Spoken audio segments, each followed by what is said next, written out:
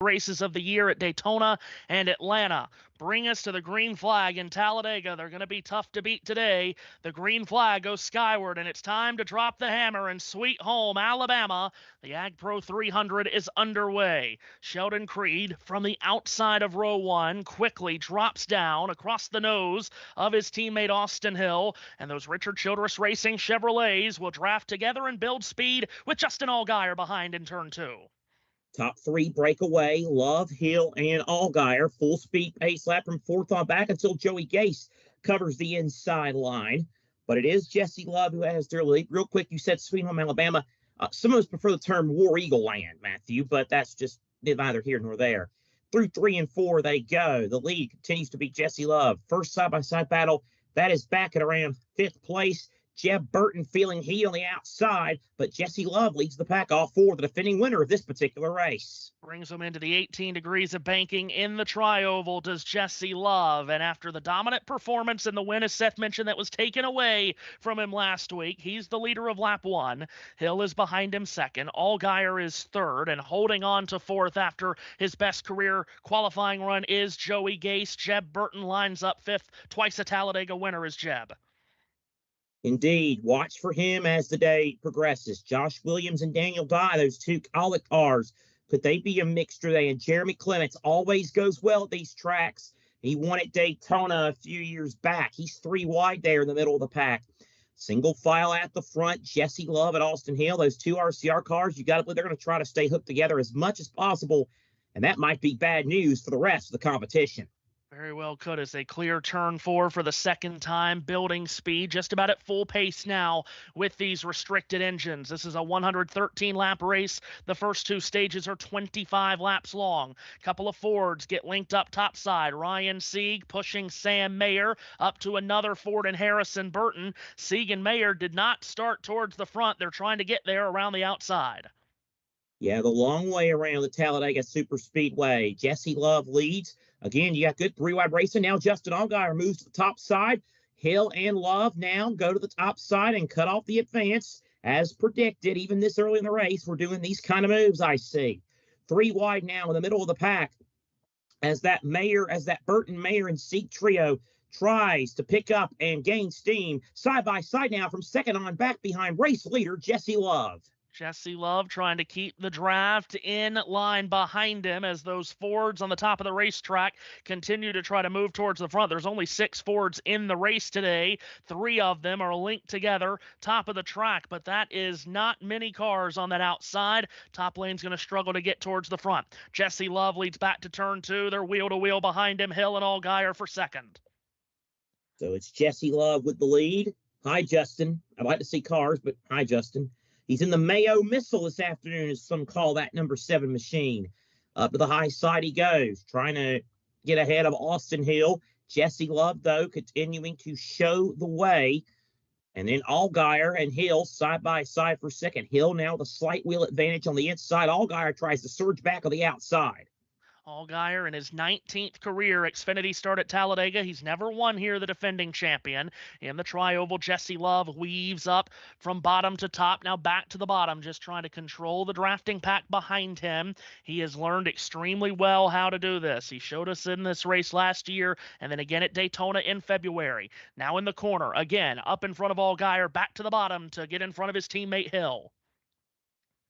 So Love now to the high side of the racetrack, and he's got Allgaier right in behind him.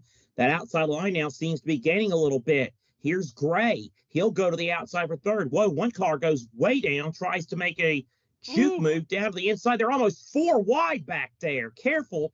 This is getting dicey. 4 wide back there at about 11th place out of 4. It was Sheldon Creed in the Ollie's Bargain Outlet bright yellow and red 00 that dove to the bottom that made it 4 wide. He's backed out of the throttle slightly. Now it's back to 3 wide through the tri-oval. Connor Zilich from top to bottom with Carson Quaffle to his inside. Then Josh Williams. Those Fords of Burton, Mayer, and Sieg have now gotten some company topside. Williams, Sawalich, and Connor Zilich have jumped up in front. Now Brandon Jones does. Now Brandon Jones slices up in front. Now Jeb Burton slides into the middle lane in front of Carson Quaffle. First car to the outside lane is Daniel Dye. Now Gray goes back to the high side. 3 wide with Hill, Burton, and Gray. 3 by 3, about 3 rows deep. Love continues to lead. Allgaier to second. Gray to third. Now Gray goes to the high side of the racetrack. So does Allgaier. So does Love. Taylor Gray, an impressive rookie start to his rookie season as Jesse Love takes the elevator ride very top to the very bottom in the tri-oval. Meanwhile, Parker Retzlaff is off the pace coming onto pit road off of turn 4. That's such a shame for Parker. Movement at the front.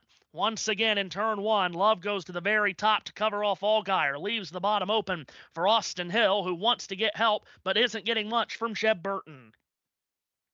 Update on the 4 car. Well, I guess Josh could do it, but update. Retzlaff says that his brake pedal is going to the floor. So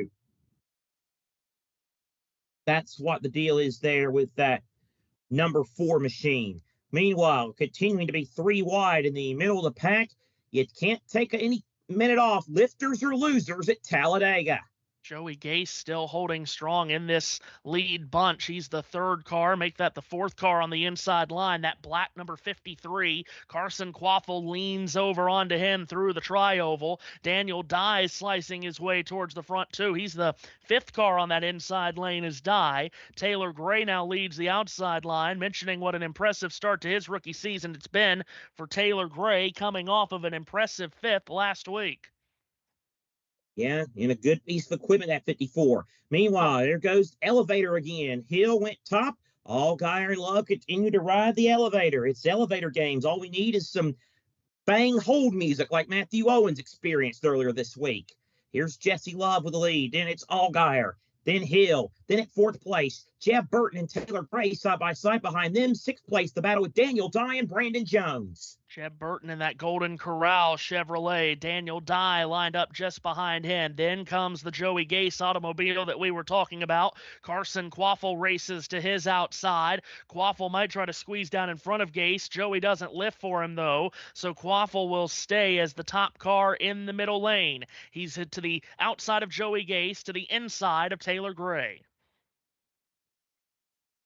So the first handful are single file. And in fact, it is the first 6 that have broken away single file. First 5 or 6, I should say. And then you got Gray, Quaffle, and Gase. And Quaffle might be going backwards. The middle, more often than not, is the sucker hole here at Talladega. Josh Williams now going to the inside, trying to side draft off of Quaffle. Taylor Gray, though, has a good run on the high side. Yeah, Taylor Gray keeps it wound up with 2 teammates right behind him and Brandon Jones and William Sawalich. Gray right along the outside wall through the tri-oval. Quaffle holding tough in that middle lane, even though he doesn't have a lot of help. It is 6 cars, single file at the front of the pack, and perhaps trying to break away just a bit. Josh Williams now breaks out of the pack with help from Sheldon Creed. Yeah, Creed up there. He'll be one. You better believe he'll be in the mix at least throughout as the day progresses. Josh Williams wanted to go to that middle lane, then had to tuck back in line to the bottom of the middle of the pack. So he's got to be patient now. Taylor Gray has to be thinking, what am I doing? You know, there's a lot of helpless feelings, I feel like, as a race car driver, Matthew. The most is when you're heading for a violent hit for the wall. I feel the second most is when you're here, you know you're running full strong. You're running 190 miles an hour, pedal to the metal, but yet you're going, when you have no help, you're going backwards as if you're going 120. Yeah, tied to a stump when you get out of the draft here. At the front, it's still Jesse Love from Justin Allgaier and Austin Hill, live on USRN and JBM here on this Saturday afternoon in Talladega, Alabama. And now it's a number of cars that's gotten single file at the front of the pack here, Seth. They're heading towards you in towards turn 3, and it looks like it's about the first dozen or so that's single file. Yeah, so patience now becoming a bit of a Now, some patience being taken and used in that first dozen or so. You still got 3 wide mid-pack as Harrison Burton tries to shoot up the middle. He's got a push from Nick Sanchez behind him. Back towards the tri-oval, Love, Allgaier, Hill, Burton, and Dye. That's Jeb Burton in fourth. That's the top 5, followed by Joey Gase, Josh Williams, Carson Quaffle, Sheldon Creed, Christian Eckes, the top 10. Parker Retzlaff has made it back onto the racetrack. He's fallen 2 laps down, however. That's a real shame for the number 4 for Alpha Prime Racing that thought that it could have been a threat to win today, and it looked like he shredded a tire. Not sure how he did that so early in the race, but that tire that came off completely shredded. Yeah, so apparently it was more than just a brake pedal going to the floor. Huh. Yeah, or I blew it, but I think I could still salvage it. So the report was that his brake pedal was going to the floor, but seeing that tire, Parker Retzlaff, Matthew, he's going to need more than brakes now. That's right. Sheldon Creed further back jumps to the outside, and the tri-oval gets ahead of Taylor Gray and Eric Almirola. Gray trying to stick with his teammates today. He's been around all of them now, with Almirola pushing him towards turn 1. This is a short first stage. As I mentioned, just 25 laps, so we're already halfway through it as we work lap 13.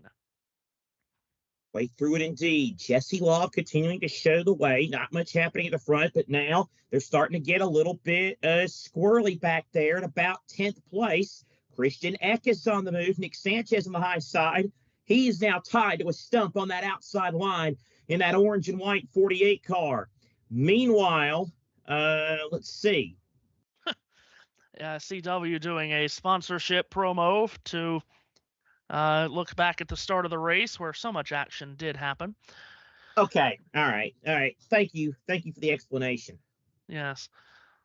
So halfway through stage number 1, and there is still some moving and shaking going on outside the top 6 or 7 here. And we'd love to bring it to you, but instead we look straight back into the eyes of defending Xfinity Series champion Justin Allgaier, who runs in the 2nd position. Now we pick up the leaders down the back straightaway, Seth, with Harrison Burton making moves. To the high side, he won a cup race on a drafted track last August at Daytona. He goes backwards to the high side right now, though. Jesse Love continues to lead. Justin Allgaier 2nd. Then it's Austin Hill, Jeff Burton, and Daniel Dye for side-by-side battle at 6th between Joey Gase and Carson Quaffle. Gase has held it up there after starting in 4th. It's been a big day, a big weekend so far for Joey and the team that he owns and runs day to day, trying to stay up front and get himself a big finish here at Talladega. Quaffle does get a good push off the outside from Sheldon Creed, and now Quaffle pulls up alongside the Daniel Dye automobile at 5th position. So Quaffle to the outside in that blue and white number 1. Behind him is Sheldon Creed in the Ollie's colors today. Jeff Burton now goes up about a half a lane, then goes back to the bottom. Austin Hill thought about it, but then he stayed in line when he realized Burton was going back in line.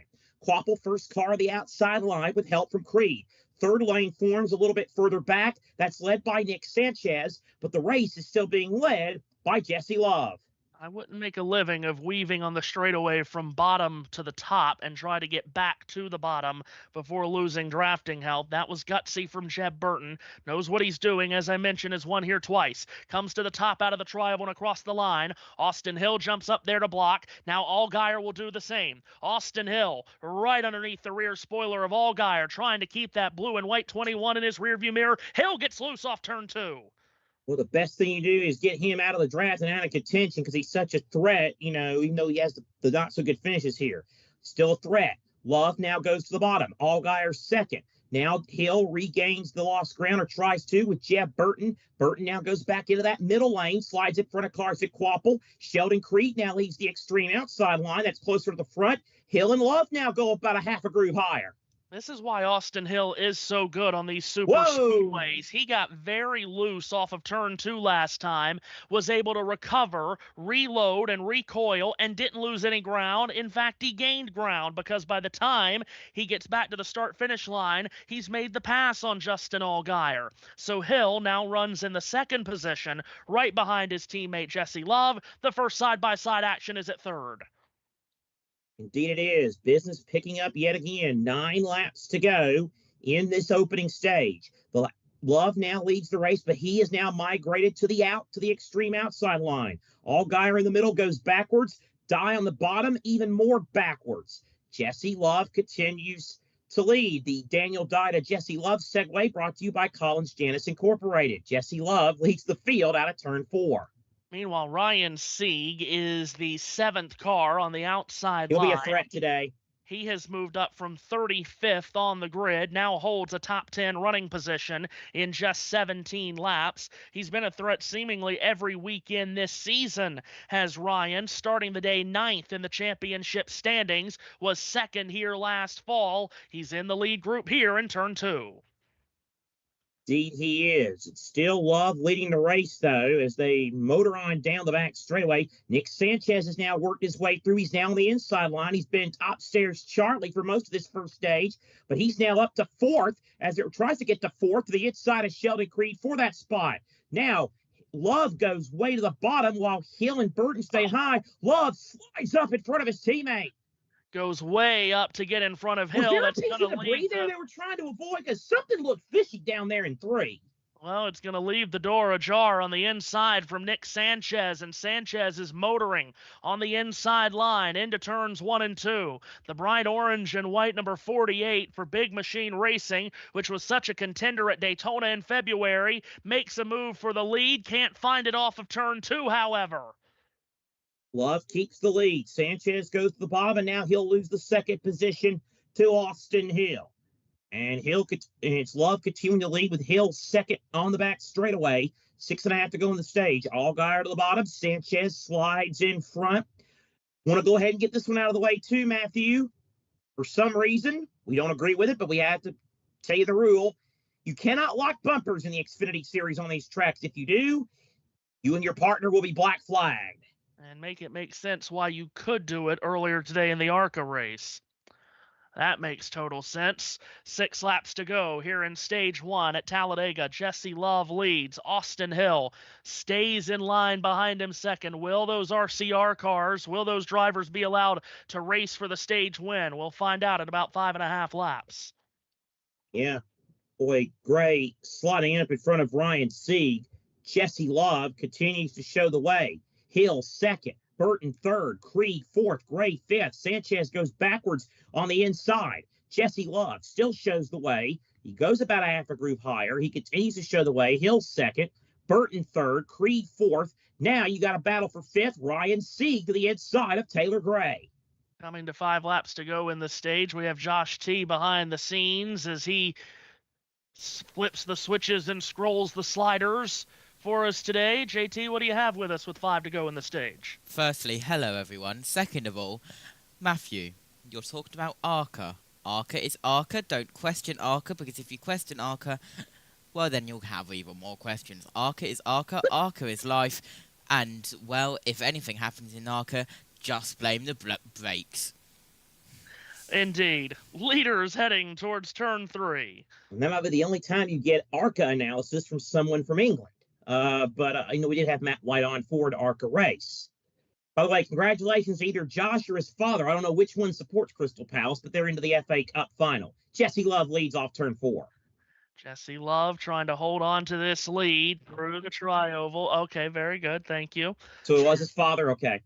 Okay, so here is Love across the line with now 4 to go here in this stage. Taylor Gray leads the outside line, moving forward with his 18-year-old teammate William Sawalich behind. Then Dean Thompson, who's had an impressive start to the season. He's 3rd on that outside line trying to move forward.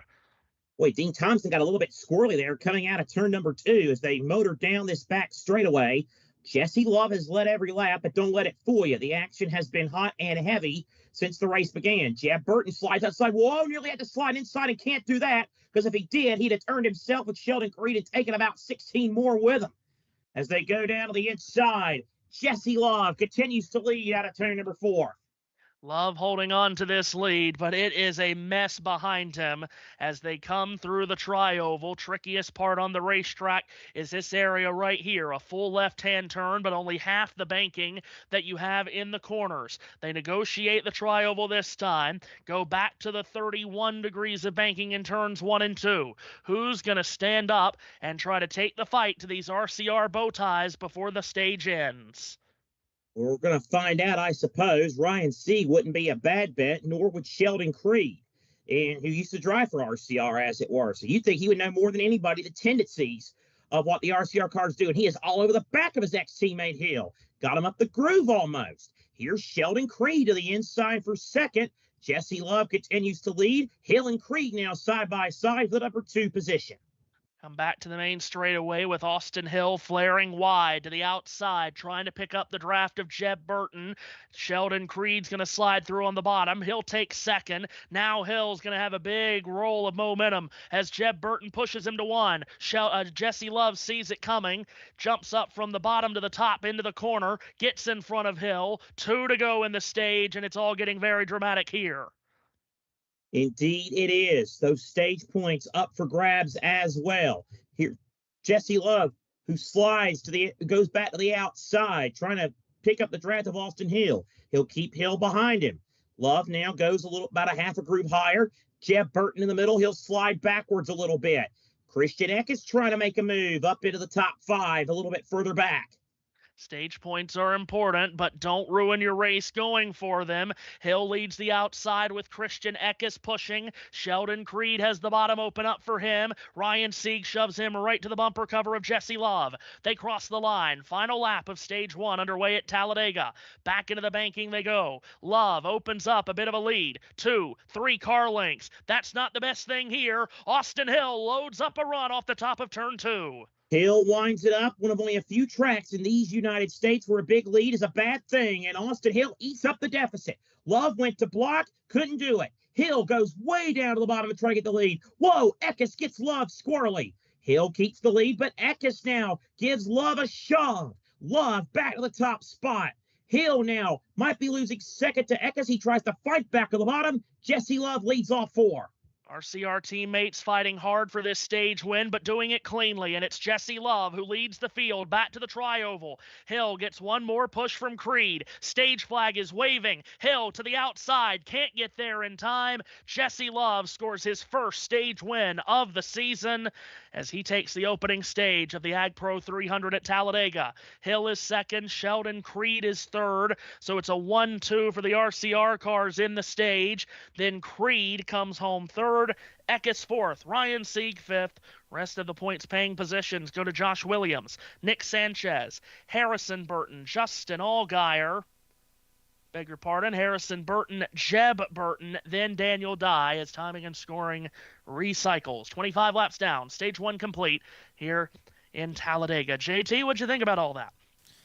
Well, I found the raise hand button, and what I've noticed is that Microsoft Teams have literally gone over to Skype, done copy and paste. Oh yes. So, yeah, I don't know why they could have just kept Skype at this rate and kept the legacy, but a multi-billion-dollar company of Microsoft has other ideas. But hold on a minute. Oh my God! Did a NASCAR Xfinity race just finish the stage at Talladega without wrecking? What the hell? Also, that 4-wide moment around, was it lap 6 where they didn't wreck? The NASCAR Xfinity people need to teach the ARCA guys. Well, it's don't give these guys too much credit. It's early yet. Real quick, man. Listen, now, we did this earlier, but there will be a couple of times where I drop hints today where we're paying tribute to a certain someone our NASCAR audience may not have listened to us do it earlier in the week. So, I have a very important question, Matthew. What is Blake doing with her life? Is she here? Blake Lively. I doubt it. I doubt it seriously. Is she a race fan? I'm sure she is. Oh, so Jesse Love leads every lap of stage 1. Gets his first stage win of the season. And Seth mentioned it pretty much straight away. The story of the week, not only in the Xfinity Series world, but in the entire NASCAR world, since Xfinity and Truck were the only 2 series in action last week. Jesse Love scoring a spectacular win at Rockingham last week, but then before we could even get to Easter Sunday, that win was stripped away from him as the car failed at post-race inspection, giving the win to Sammy Smith. So instead of Love with 2 wins, it's Smith with 1 in this Xfinity Series season. And coming in to this race today, drivers that have locked themselves into the Xfinity Series playoffs on wins are Austin Hill, Justin Allgaier, Connor Zilisch, Sammy Smith, Jesse Love, and Brandon Jones. Of course, we've also had other drivers, a couple, win this year that are not championship eligible, like Eric Almirola at Phoenix and Kyle Larson in Bristol. This is the last race of the month for the Xfinity Series.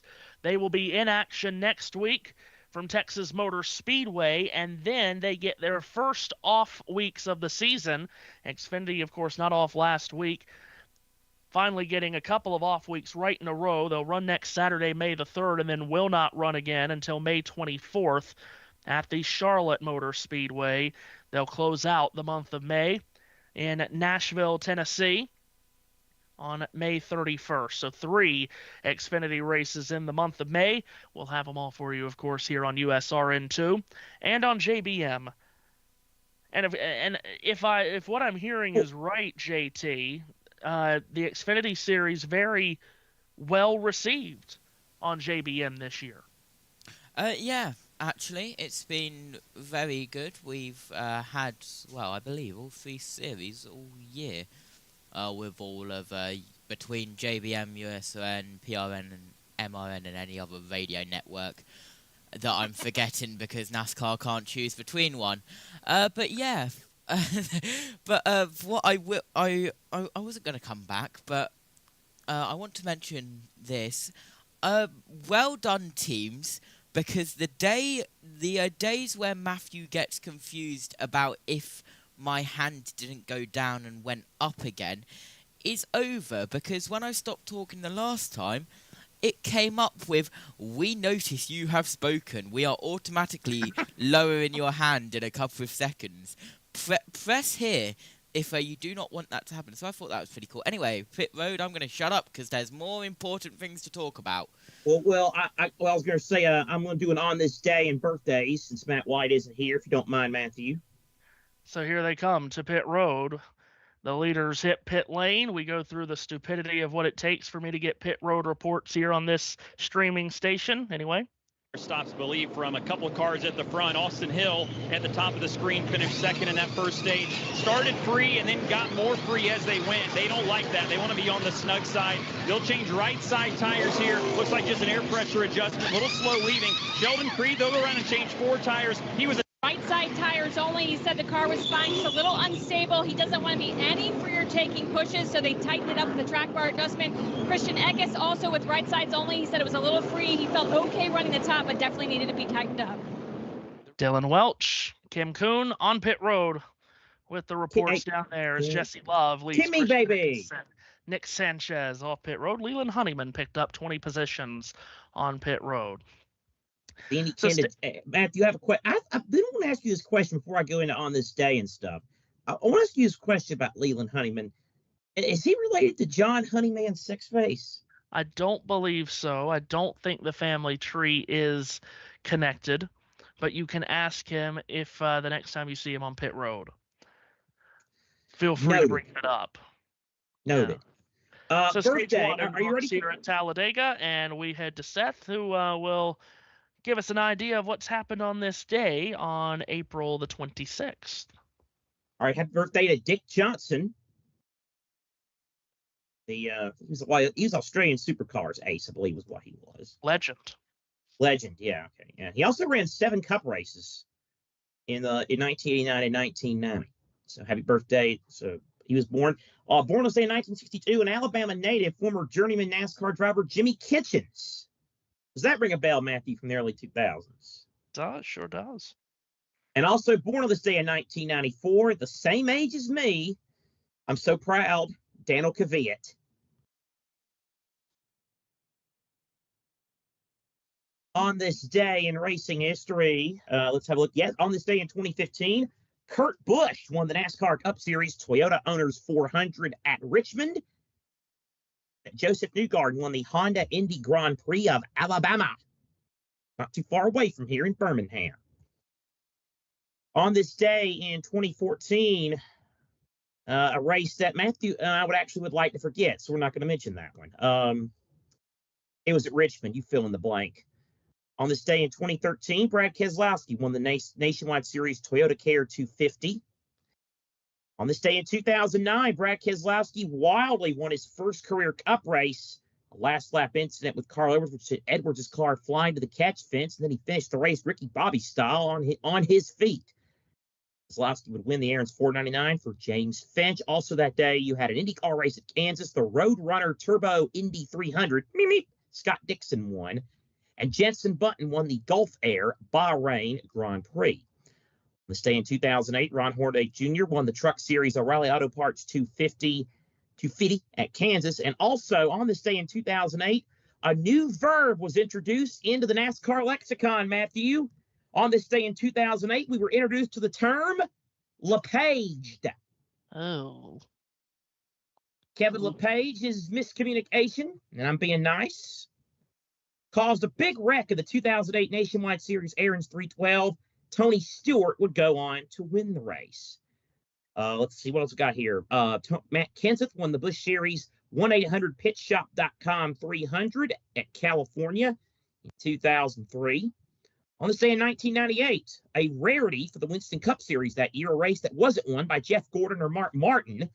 Bobby Labonte won the Die Hard 500. Jimmy Spencer ran second, I think. On this day in 1997, Mark Martin won the Busch Series Birmingham Auto Dealers Easy Care 500K at Talladega. How are we looking for one to go and whatnot? How am I looking for that? CW is just about to come back on the air, and we haven't gotten one to go yet, so you are good. All right. On this day in 1992, Mark Martin won the Cup Series Haynes 500 at Martinsville. Another Martinsville Cup race on this day, 1987, the Sovereign Bank 500, which was won by Dale Earnhardt. On this day in 1981, Morgan Shepherd won the NASCAR Cup Series Virginia 500 at Martinsville. On this day in 1964, the Grand National Series, the Virginia 500 at Martinsville, won by Fast Freddie Lorenzen. And on this day in 1923, Jimmy Murphy won the AAA Champ Car Series Raisin Day Classic at the Fresno Speedway. That's my one quirk. If I'm doing it, I end it by finding the oldest clip in the book. So that's the clip, the oldest one in the book. So there you go, 1923 Raisin Day Classic. The more you know. Matthew? Very good, thank you.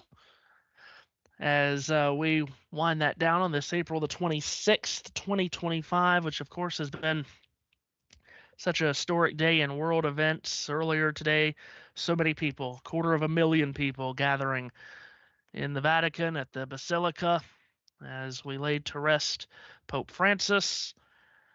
And the conclave will be getting started soon with over 100 cardinals set to decide who will be the next pope. Could be a days-long event, of course. The longest modern day conclave to vote for a new pope lasted 3 months back in the 1500s. Not sure how you say 1500s is modern day, but apparently it is. Let's guess it's more modern than like the 1100s, the 1000s, or the 800 BCs. Wonder if would you call that the 1000s, or is that called the 1000s? And you know what? It probably is the 1000s. I don't know. I don't know. Call your buddy David Muir. I'm sure he knows. He knows all, don't you know? He's over there now. He was on the air at 3:30 this morning. I bet you were up and at him. Ooh, boy, that's a website and a half. Yes, it is. Yes. Yeah, I bet you were up. Speaking of which, I bet you were up at 3:30 this morning watching him. Can neither confirm nor deny.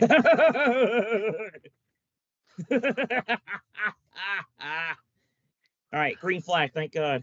Field coming for the restart. Jesse Love and Nick Sanchez on the front row.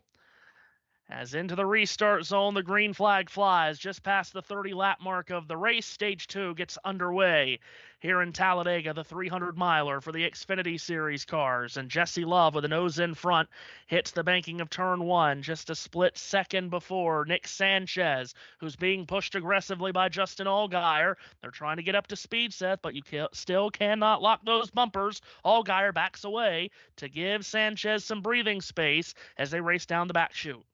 It's about 3.5 to 3/4 of a lap for these babies to get up to full song on these tracks. But once they get wound up, they'll be back to business as usual. So Love continuing to lead. Now here's Christian Eckes.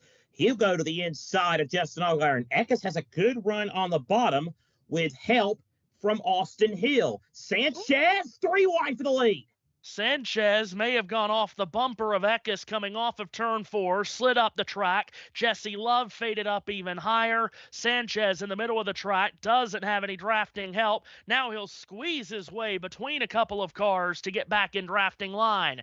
Jesse Love goes off to turn 1, fighting for the lead with the Truck Series star over the past couple of years, Christian Eckes. Justin Allgaier is there. It was a nervy moment off of turn 4. Now they've hit off turn 2. Love continues to lead. He'll slide to the high side with Allgaier in front. Now Eckes on the inside looking for a surge. By the way, Eckes apparently led that lap, so that's the first lap Love hasn't led today. Christian Eckes showing the way. Meanwhile, Jeb Burton trying to knife through Connor Zillich on the high side with no free ends. That's not what you want to have happen to you here. Eric Almirola and Jeb Burton able to butter knife their way past Zillich, who was caught on the outside. Now he'll be picked up by a couple of cars that's running that third lane, starting with the backsliding Nick Sanchez. Meanwhile, the moving and shaking continues at the front of the pack to turn 1. Jesse Love, again, working both sides of the street, trying to stay ahead of Christian Eckes and Justin Allgaier. Jesse Love continuing to show the way down the back straightaway. He goes to the high side, slides up in front of Justin Allgaier. Allgaier now with Smith behind him. Love going to the high side of the racetrack. Love continuing to show the way. Goes from top down to the bottom of the racetrack. Allgaier might have a run with his teammate Sammy Smith behind him. Love now goes back to the high side. 3 wide from third on back. Meanwhile, for you Parker Retzlaff fans, he is now pulled behind the wall. He's in the garage, not listed as out of the race, but he is running 38th and last, obviously. Here's Jesse Love and Justin Allgaier. Those two run nose to tail, and now it's 3 wide behind that top 2 as they cross the line and race back to 1. Allgaier getting blitzed off the outside with Sheldon Creed. He'll go up to cover off the 00. Love went up there too. Now dives back to the middle to get in front of Sammy Smith and the Pilot Chevrolet. Love continuing to show the way on the high side of the racetrack. Now he'll go to that quote-unquote middle lane and cut off the Smith advance. Jesse Love playing the traffic like a fiddle so far. He goes down to the bottom of the racetrack. It continues to be Love. Now Smith in second with Eric Almirola behind him. Allgaier to the high side, first car in that line. And well, here comes Sammy Smith off of turn 4, a dive bomb to the bottom. Jesse Love couldn't cover it off, and Sammy Smith takes the lead through the tri-oval with that slanted number 8 that had so much success at this track in the past with his car owner. But Jesse Love stands his ground, able to thrust his Chevrolet back around the outside. Eric Almirola's there. Christian Eckes leads the bottom. They're looking 3 wide for the lead off 2. 3 by 3 for the lead at Talladega. Sammy Smith right in the mixer. Now it's 2 wide as Eckes falls back at the bottom of the racetrack. Almirola now has the middle with Jeb Burton behind him. Sammy Smith goes to the lead by about a half a wheel over Jesse Love, and he's going to be clear to the lead. Sammy Smith the lead at Talladega. Car, like you said, Matthew, car 8 at Talladega, leading in this series. Never heard of that before. How long will it last, though? Because here's Jesse Woo! Love crisscrossing down to the inside of the tri-oval. Allgaier, predictably, will stay on the back bumper of his teammate Smith. So Love, without a lot of drafting help, will have Smith go to turn 1 with a nose in front. But the muscle of car 2 is there. Here's Jeb Burton, though, to his inside. Love tried to throw the block, couldn't do it. They're 3 wide off 2 for the top spot. He's hungry in that Golden Corral car on the bottom of the racetrack. Jeb Burton slides to the middle in front of Jesse Love, but he made it work. Smith to the lead. Eckes now with a big head of steam on the bottom. He'll try to get second from both Burton and Allgaier. 3 wide, and now Eckes continuing that momentum. Give Christian Eckes the lead at turn 4. Eckes with a big push from Austin Hill now goes to the front of the field through the tri-oval with Jeb Burton piercing right up the middle. Here's Sammy Smith on the top side, but at the line it's Christian Eckes who shows the way for Colleague Racing. He's won so many truck races the past couple of years, has graduated up to the Xfinity Series. Now he's graduated to the front of the field at Talladega. Austin Hill's hot to trot at the back door. Ryan Sieg now at the third. Hill goes middle. Eckes shuts him off. Burton now changes lane. So too does Hill. Eckes doesn't know where to go. He'll go to the high side. Burton slides in the middle. Jeb Burton playing a dangerous game, but it's working for him. He's going to clear in front of Eckes. My goodness. No doubt who the most bold driver in the field so far is today. The race leader, Jeb Burton. Burton gets back into the middle of the racetrack to exit turn 4 right in front of the Chevrolet Camaro of Christian Eckes. Now the bottom, make that the middle. Opens up for Austin Hill again. The top opens up for Sammy Smith, but it's Jeb Burton who moves back to the front of the field, leading just his 5th lap so far of the season. The only other laps he led prior to today was 4 at Daytona in the season opener. Oh, indeed. my gosh. Love to the high side again. This is some kind of a game he's playing. You got to think it's going to bite him eventually. Boy, Allgaier's getting all kind of squirrel back there on that outside line with Sheldon Creed behind him. Jeb Burton to the lead. Jeb Burton's blocking like me on the video game. And now Austin Hill up to second to the inside of Sammy Smith. A 3x3x3 from 4th on back. Yeah, Jeb Burton's being 3 wide all by himself. He came off of a left-hand turn a moment ago and turned right in a straight line. Jeb Burton holding on to the lead aggressively, comes up right up against the wall as he crosses the line to get in front of Sammy Smith. Now he'll dive it from top to bottom into the corner to get in front of Austin Hill. Bottom line deteriorates, led by Christian Eckes. The field is led by Jeb Burton, but here they come right around him. To the high side, trying to shut out the advance. About Jeb Burton's moves, let me quote the great Mike Joy. He does that in traffic, he'd get arrested. Austin Hill now to the inside of Sammy Smith for second. Jeb Burton, this would be a heck of an onboard, I can't lie, the way he's been dictating traffic throughout the day. He continues to lead here. Burton with the lead. Sammy Smith now in second. 2 wins here. His first came in 2021. Rain shortened. Then he won an overtime race in 2023. Hey, every 2 years, I guess it might be Jeb's day, Matthew. He was very strong at Daytona and Atlanta to start the season, too.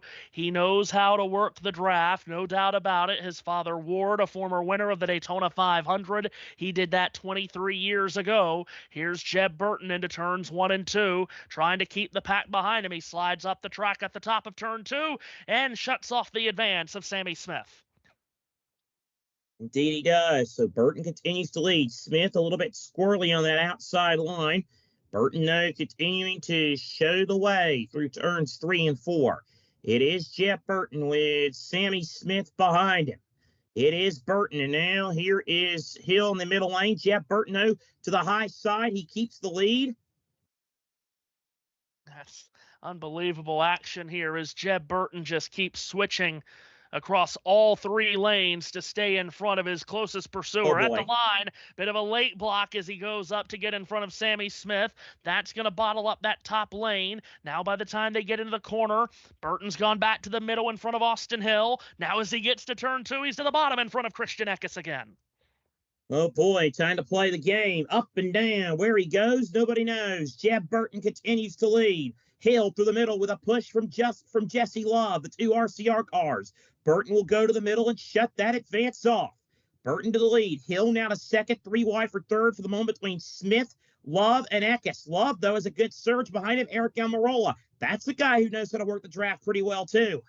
He has a cup win here at Talladega from a number of years gone by, does Eric Almirola. Back to the Tri-Oval. Jeb Burton holding on to this lead. This second stage, by the way, even fewer green flag laps than the first because, of course, the caution laps from the end of stage 1 does count to the start of stage 2. So it's the same length, 25 laps, but we don't get 25 green flag laps. All that to say, Seth, time's running out again on stage 2. Jeff Burton continuing to show the way. Christian Eckes trying to make a run. Austin Hill is getting some kind of impatient. So is Sammy Smith. Sammy, don't lock onto that bumper. Here is Hill. He thought about going to the inside, thought better of it. Burton keeps the lead. Hill second. Smith third. Way down to the bottom now goes Jesse Love with Christian Eckes behind him. Yeah, Eckes finds a line right behind Jesse Love, and that might be a good place to be to try to push that very fast number 2 car to the front, or maybe just let the 2 car go to the front and have him drag you there. At the start-finish line, Austin Hill lagging back, trying to get a run off a push from Sammy Smith, and he's going to take it to the bottom of the racetrack in turn 1. Austin Hill jousting for the lead alongside Jeb Burton. Clears up right in front of the nose of Burton. Austin Hill leads in 2. And talk about bad news to the rest of the opposition. You think Jeb Burton can master traffic? Watch this guy. Austin Hill to the lead. Jeb Burton in second. Then Sammy Smith third. Justin Allgaier fourth. Sheldon Creed fifth. Here comes Jesse Love. First car on the inside line with Christian Eckes behind him. Continues to be Hill in front and Burton second as they ride the high side of the racetrack. Connor Zilic, first car in a deteriorating middle lane. Hill goes to block Burton. Jeb Burton went way to the bottom at second. Austin Hill followed him down there as he was watching his rearview mirrors very tightly. Hill gets down in front of Burton, leaves Sammy Smith to lead the middle. His teammate Justin Allgaier will push him along in the draft. Into the corner, it's Austin Hill who still shows the way. Burton is second. They're elbow to elbow at third. Jesse Love gets loose underneath car 8, Sammy Smith. Indeed he does. So it continues to be Hill to lead down the back straight. Boy, some of these cars like Sanchez, they're about an inch or two off the wall there, getting rather risky. Sheldon Creed now goes back, is now stuck in the middle. He's going to go backwards.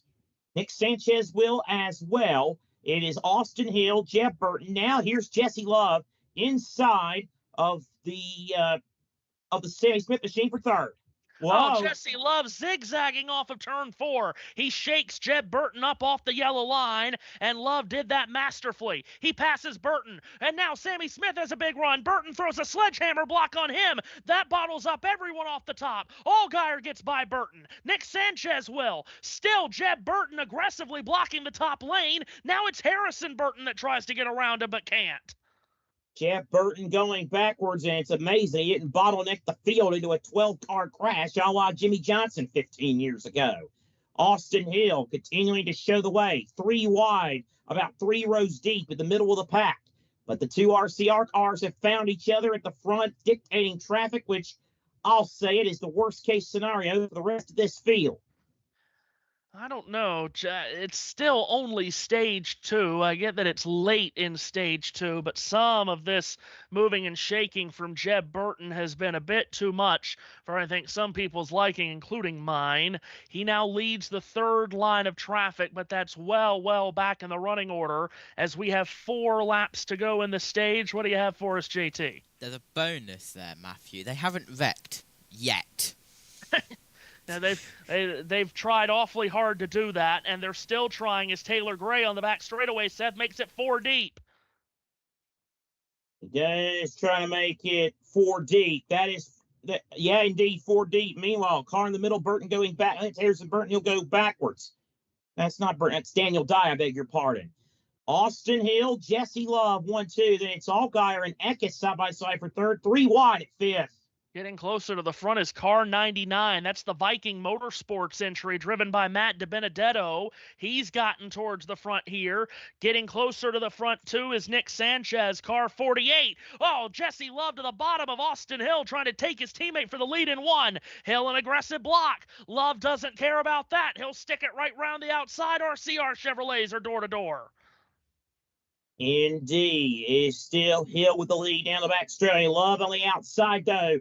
Good push, Jesse Love. Whoa, Allgaier gets Hill squirrely. Hill loose again. Hill still loose. Allgaier doing all he can not to hook on and try not to wreck him at the same time. Hill goes to the top spot. He'll go to the high side now and shut off his teammate Jesse Love. Then he goes back to the bottom. Jesse Love is crisscrossing all across this racetrack. I don't know how these RCR cars have stayed at the front of all the moving they're doing, all of the shaking that they're doing, and yet somehow Love and Hill have been able to wheel their cars to the front and stay there. Back to turn one, Austin Hill leads. He runs down the middle of the racetrack. Jesse Love behind him. Now he dives to the bottom. Shuts off the advance of Sheldon Creed. Justin Allgaier's there. Off turn two and down the back straightaway. Nick Sanchez leads the third lane, and we know he's got a very aggressive pusher in Jeb Burton right behind him. They race to three. Love, Hill continues to show the way. He goes to the bottom of the racetrack now to shut off the advance of Justin Allgaier. Love in the middle lane, extreme outside line, trying to go about fifth place with Nick Sanchez. Back towards the tri-oval to begin the final lap of stage number 2. Eric Almirola gives a big push to Jesse Love in the tri-oval. Austin Hill sees it happening. He goes up, gets in front of Love, comes back down to the middle, gets in front of Almirola. We're on the last lap of the stage. Austin Hill shoots his way to the lead in turn 1. Behind him, it's Almirola, wheel to wheel with Love. That's for second. 3 wide from fourth on back there off turn 2. It is still Austin Hill with the race lead. And now the rest of the pack trying to gang up on him. We'll see what kind of defense Love has. Eric Almirola now shooting that gap, trying to get to second. Jesse Love, though, so right in the mix as they battle for second on back. At the front, though, it's Austin Hill who leads the field coming out of turn 4. Austin Hill has 4 stage wins this season. They've all come on the drafting tracks of Daytona and Atlanta. He shoots his way into the tri-oval, builds a lead that will not be caught, and at the stage flag, Austin Hill wins stage 2. A photo for second between Jesse Love and Eric Almirola, but it's Austin Hill scoring his 5th stage win of the year. They've all been on super speedways. He won the 2 stages at Daytona. He won the 2 stages at Atlanta. He wins stage 2 at Talladega. Austin Hill, 10 championship points and a playoff point there for winning the stage. The rest of the points paying positions: Jesse Love 2nd, Eric Almirola 3rd, Nick Sanchez 4th, Sammy Smith 5th, followed by Connor Zelich, Jeb Burton, Justin Allgaier, William Sawalich, and Harrison Burton. JT? I know I said this exact same thing at the end of stage 1, and I'm going to say the same thing at the end of stage 2. Why and how are they not wrecking? It's Talladega. I mean, some of the shots that we're getting that Seth is calling down the back straightaway, the pushes are so hard, Seth, that the cars are going down a straight line, pointed right, with the drivers turning the wheel to the left. And they're going down a straight line. Man, that's a stupid place to do that. The road's straight. I mean, my goodness. It's just incredible the skill being shown by these Xfinity Series drivers. And now we've run 50 laps, 2 stages, without a caution for cause, but still more than half the race left here in this Ag Pro 300, which has produced such wild races in the past. As we know, Talladega does that often.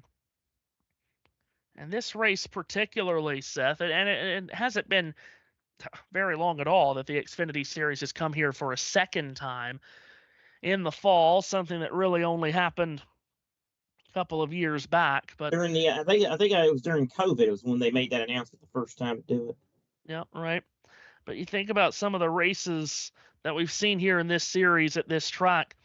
One that always catches my mind is the 2001 race. Mike McLaughlin holding off absolutely everybody to score what was his 6th and ultimately last win in the Busch Series, as it was called then.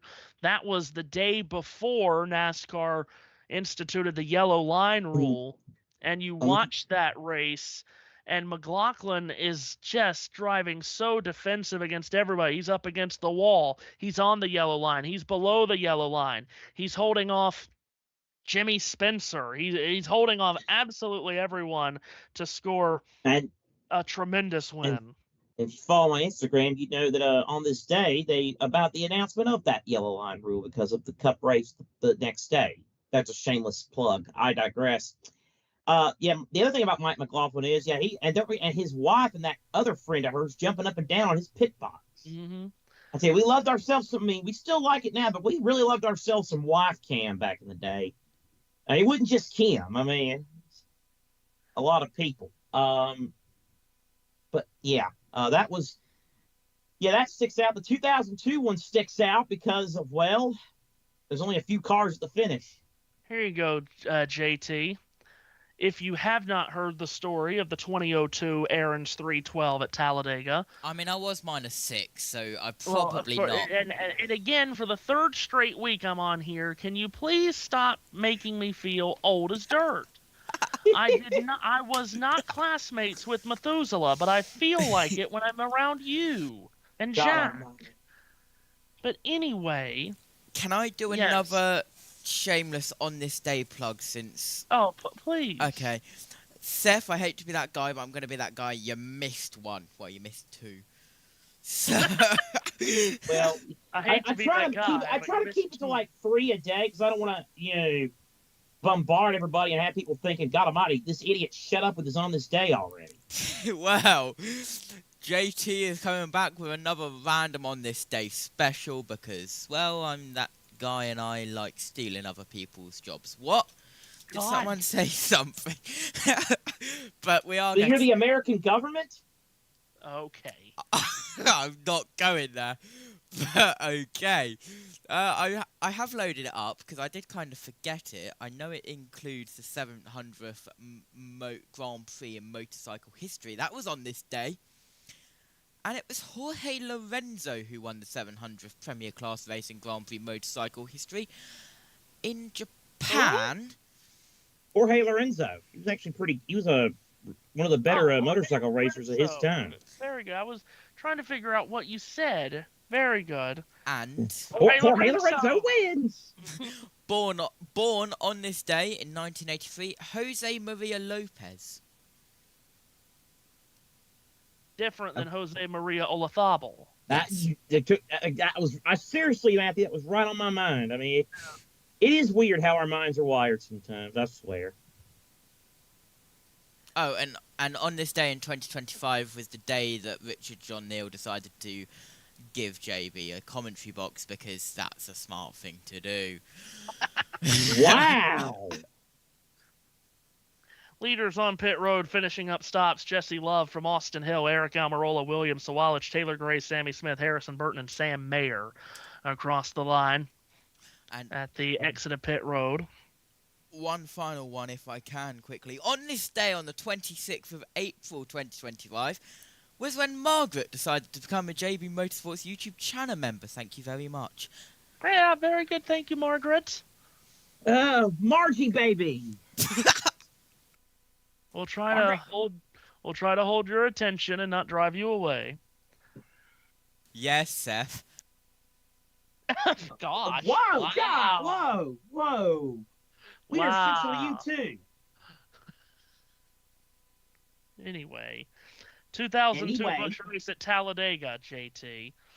They had a massive crash very early in the race, lap 15. They wadded up quite literally about 30 cars. That left the race. Driving upside down, people driving under cars. That left the race to be run basically between 3 or 4 competitive cars at Talladega. It was quite the boring race after that. Jason Keller won from Stacy Compton and Tim Fedewa. Hey. Those were the only 3. Those were the only 3 to finish on the lead lap. 6th place, Andy Kirby in the Rent-A-Wreck Ford was 6th, 2 laps down. Well, I think the whole field bought a wreck that day instead of 3. Larry Foyt finished 8th, 7 laps down, and Kenny Wallace blew an engine with 10 laps to go and still finished 9th. On this day, on the 26th of April 2025, Matthew the Oracle Owens decides to bring a random fact out. Oh wait, that's every day. I don't know. I don't know how random that race is, because Lord knows it gets brought up around this time of year all the time. Because it was just the most ridiculous crash you've ever seen. Was it an iconic NASCAR moment by any chance? Just like how we have iconic ARCA moments. Let's put it this way. Matthew and maybe a random NASCAR history Scrooge that's listening to this will get this, but nobody else. Let's just say Shane Meals started the wreck, and when you look up Shane Meals' history, you'll understand why it wasn't a surprise that he started the wreck. No, that's exactly right. Now, Matthew's got YouTube up, which means he's going to do it. He's show going to do it. He's going to do it. I am going to do it because we still didn't get one to go this last time, so why not? Because JT, you need to see this crash. JBM and USM viewers, last time Matthew showed me something, it was when we were playing bowling down the old banks of Bristol. Right. Yes. That you went back that far down a rabbit hole. Okay. 2 weeks ago at Bristol, we talked about track bowling with Dave Burns. Yes. All right. Here we go, JT. As you can see, very early in the race, they only completed about 15 laps, and here we go, right at the front of the field. Everybody went crazy. Going fine. You think you're in the right place, doing a good job. All of a sudden, a bunch of cars go by you on the outside, and you're still wide open. Say, roll, what? Whoa, trouble! The two-car upside down, over and on to Scott Riggs. It's the big one. No kidding. You don't say. Oh boy, who is that still flipping? Sauter. It was Johnny Sauter. There's not anybody left. I mean, I only see about 4 or 5 cars that are coming around through 3 and 4 right now that were not in this race. They see Mike McLaughlin in 18. They're still getting upside down. Cars driving under cars. There has to be 25 cars over there. Comes Michael Waltrip. Damaged Lyndon Amick. And you see the 2 of Johnny Sauter. Here comes Scott Riggs, last week's winner. So yes, that was the famous wreck here in 02. Then, of course, with absolutely nothing going on in the actual race because there were so few cars left and nothing was going on, we were searching for any kind of entertainment. And what do we get? We get Stacy Compton, one of the contenders to win the race.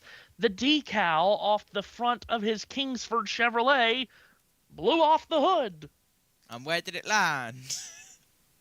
No one knows. At the next caution, we'll give you a Jerry Punch call about how the start-finish line at Talladega is in turn 1. What? Yes! Yes! That's the one you need to play for. Also, that's the best stupid moment ever. Exit of turn 4, was it, in that clip? Was that the iconic Tropicana orange that I saw? No. No, that was at Chicagoland. Still, I know it was at Chicagoland, but it looked the exact same, and I'm guessing it was the same Tropicana one, like the same company. Oh, for goodness sake. Giving Josh T the crash course on NASCAR history can be quite the experience, huh, Matthew? We're going to make it fun. Hey, like I said, Matthew, when this next caution comes out, we go to 2009. He doesn't know what he's going to be ready to hear for then, is he? No. Yeah, we're not going to play around with that finish. I just do love Larry there. It's the big one. Got a keen eye, don't you, Larry? Still upside down. Cars driving under cars. See, Mike McLaughlin. I might need to get that clip and put tons of cartoon sound effects on it. Hey, you can put that in the box of drops in the Discord chat. My God, we have a box of drops. What? The box of drops. Is it a box of chocolate drops? When I realized that they had a box of drops during that Martinsville race, I nearly lost my mind. Let's lose our mind for stage 3 at Talladega. Green flag up in the air. Jesse Love and Eric Almirola on the front row take the green flag. And we go off into the final stage of the Ag Pro 300 at Talladega. Jesse Love again gets pushed to the lead by teammate Austin Hill, and they race to turn 2, building speed. Jesse Love leads down the back straightaway as the field double file again. Takes about a lap. Whoa, Nick Sanchez, aggressive move. It didn't take long for the aggression to start. Love to the middle lane, then back to the bottom. He leads with Almirola and Hill side by side for second. First car on that outside line, that is the white and whatever greenish yellow 41 of Sam Mayer.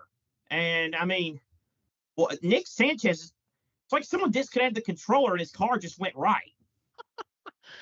Look at there. Hold up. We've seen so many guys in a straight line turning the wheel right today.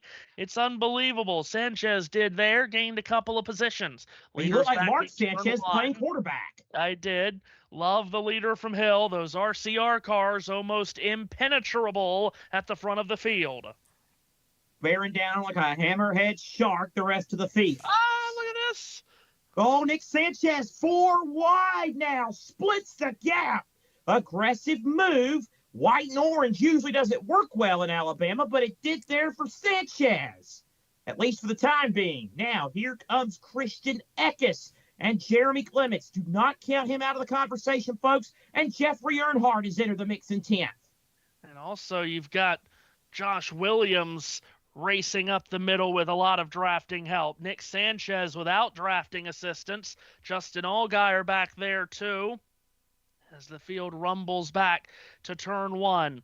Love, Hill, Smith, Jones, and Zilich, the top 5. Matt DiBenedetto is the highest up. We've seen him at 6th. Yeah, so keep your eye on him and that 99 machine. And now some guys have been kind of lagging back. Now they want to go in the final stage. Still 55 laps to go.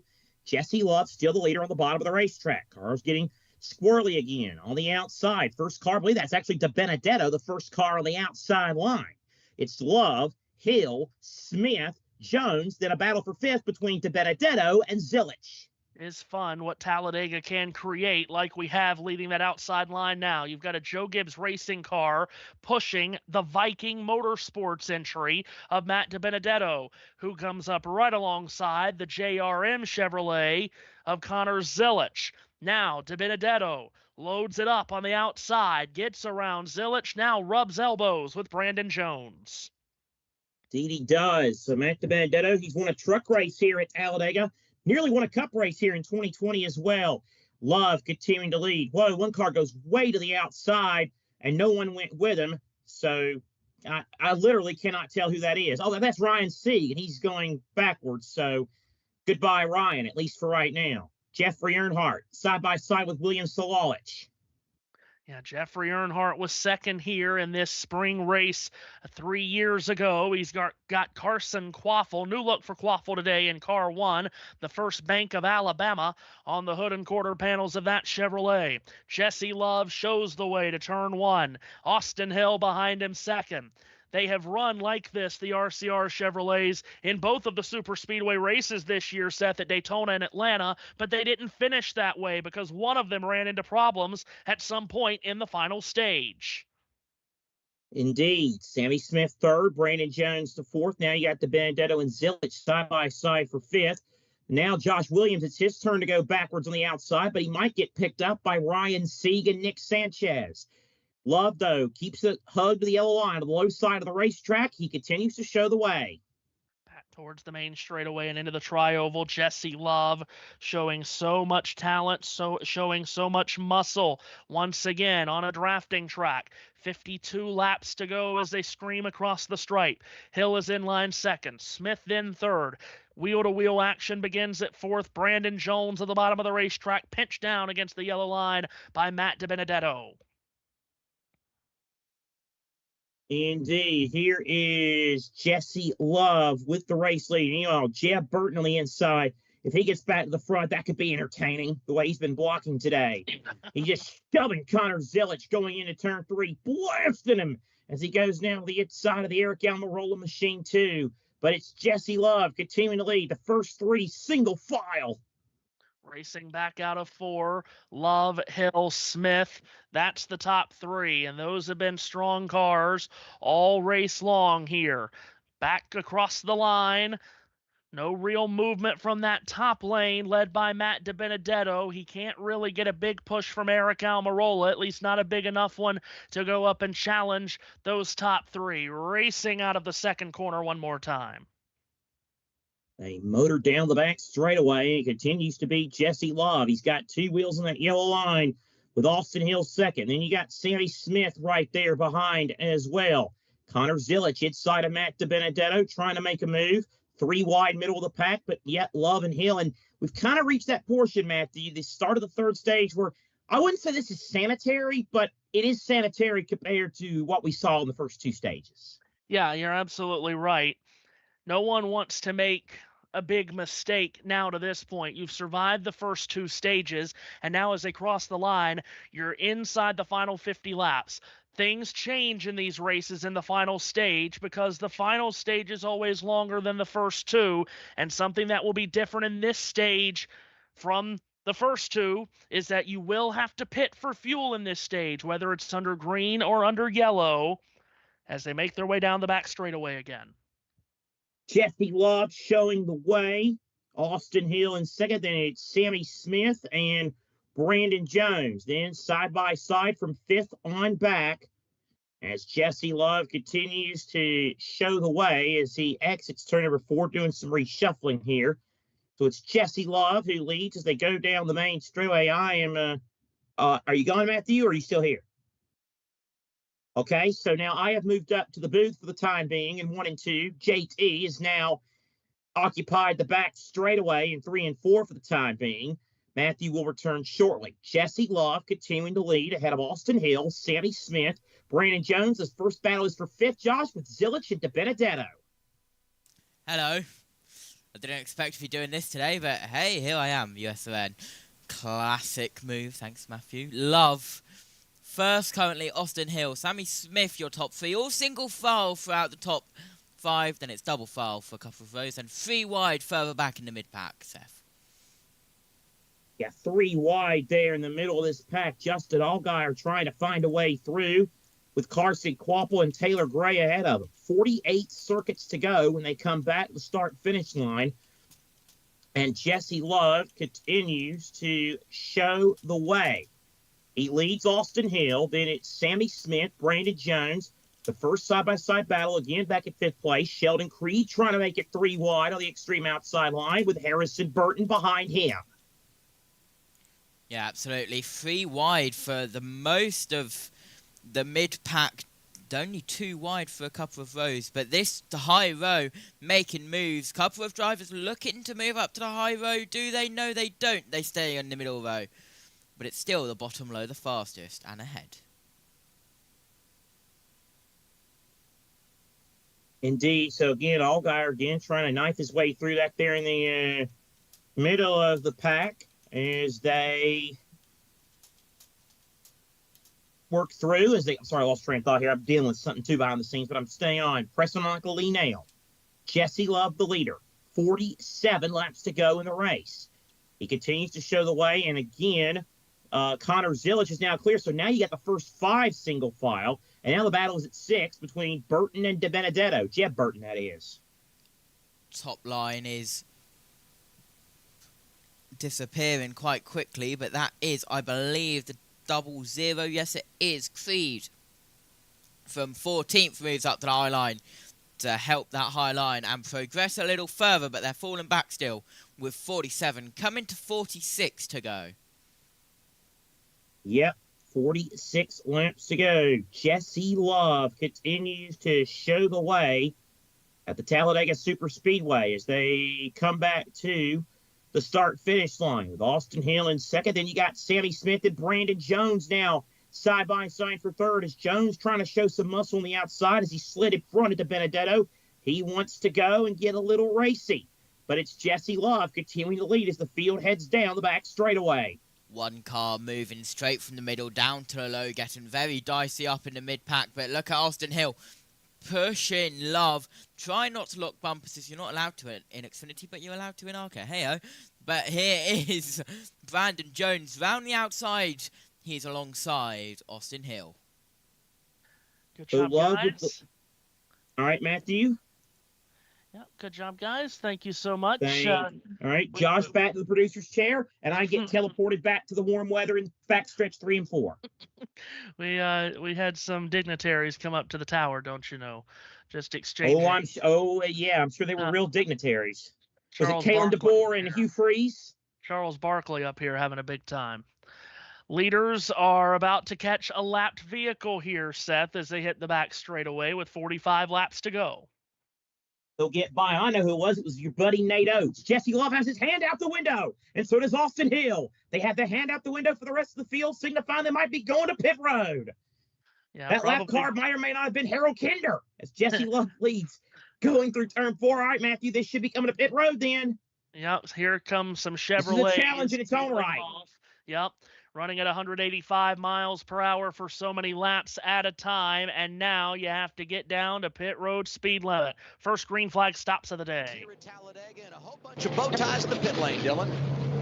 And Austin Hill asked that he would still be tightened up and battling that all day. They will have to change right side tires. He reported a vibration. We think from that slide the last time down the pit road, Kim. The call for his teammate Jesse Love by crew chief Danny Stockman. 2 right side tires go on the jack. You see him kind of slide there. Done with the pits. So those Chevrolets, Eckes, Dye, Williams, the Colleague cars, RCR cars, some Jordan Anderson cars also on pit road this lap. They all exit clean pit stops. We'll watch for any penalties. Off of turn 4 comes the next group, but not to pit road. So no one peels off this time around, and that's very early at the top end of the window that those Chevrolets just came to pit road with 44 laps to go. Now 43 as Brandon Jones assumes the lead, clicks off another lap. He's got, in fact, it's top 4 Joe Gibbs Racing, isn't it, Seth? Jones, Almirola, Sawalich, and Gray. Yep, that is correct. So, it's all Gibbs Toyotas at the front.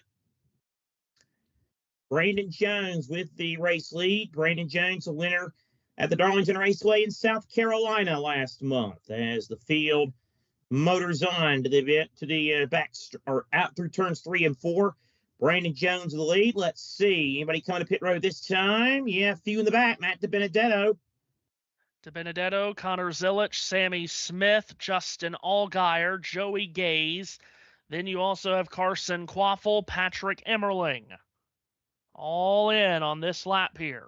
These pit stops brought to you by Smith has pop-up just bags. been too tight all day. You saw the little chassis adjustment there in the back window. Waiting on the fuel. Want to get it full in case of a green-white checkered at the end of this one too, Kim. Quiet day for Connor Zilich. Haven't talked too much about him. Earlier in the race, he said the balance felt okay. Then recently told the team it was a little draggy in the bubble. And overall, just he needs to make better decisions is what the rookie told his team. A little draggy in the bubble. That was my radio name when I worked in Baton Rouge. Brandon Jones continues to lead coming out of turn 4. Almirola, Sawalich, and Gray lined up 2nd, 3rd, and 4th. Another Toyota 5th in line. That's Dean Thompson.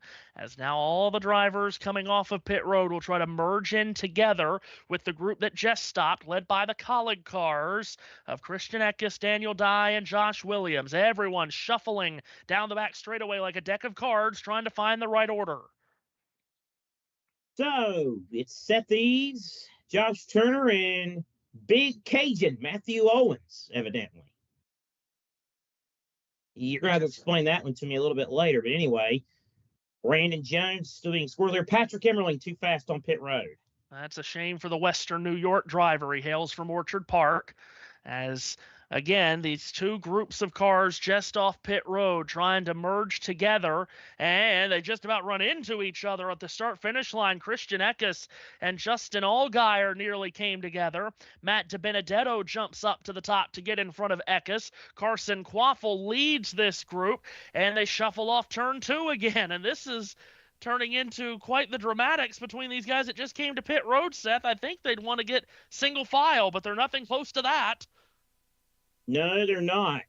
No, they are not. As it is now Matt DiBenedetto in front of this pack at 3 and 4. Actually, it's Carson Quaffle in front of this pack.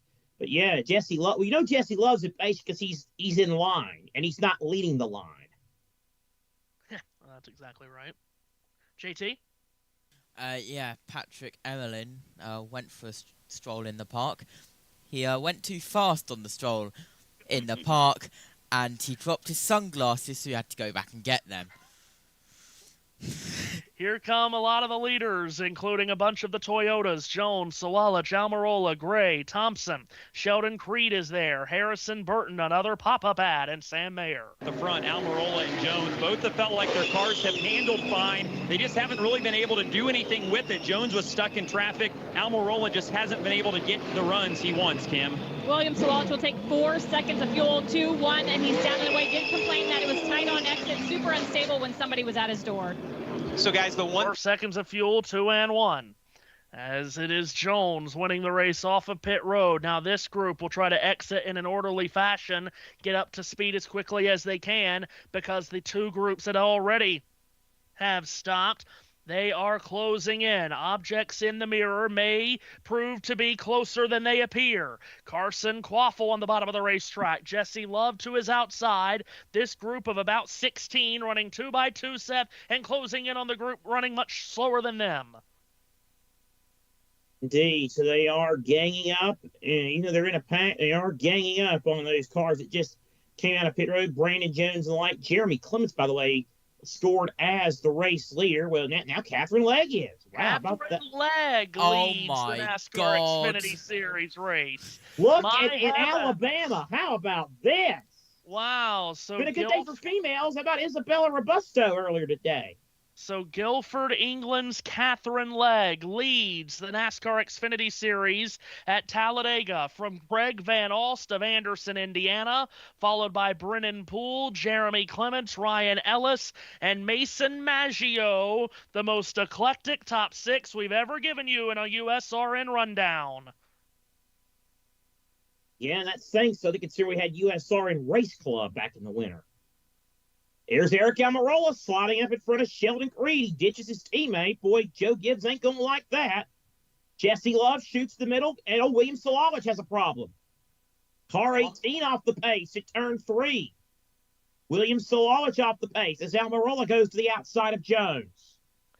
So Jones and Almirola go door-to-door through the tri-oval. Catherine Legg from the lead brings her Elf Chevrolet to pit road. They fill that Jordan Anderson Chevrolet up full of fuel. Legg will rejoin. Greg Van Alst has stayed out. He leads, the former ARCA winner at Daytona, live on these USRN airwaves just a couple of years ago. To the back straightaway they go. The virtual lead of the race. Once Greg Van Alst pits, it'll be Eric Almirola and Brandon Jones. What happened to Sawalich here? They're 5 wide on pit road. Got pinballed around on the exit of pit road. Might have cut down a tire, JT.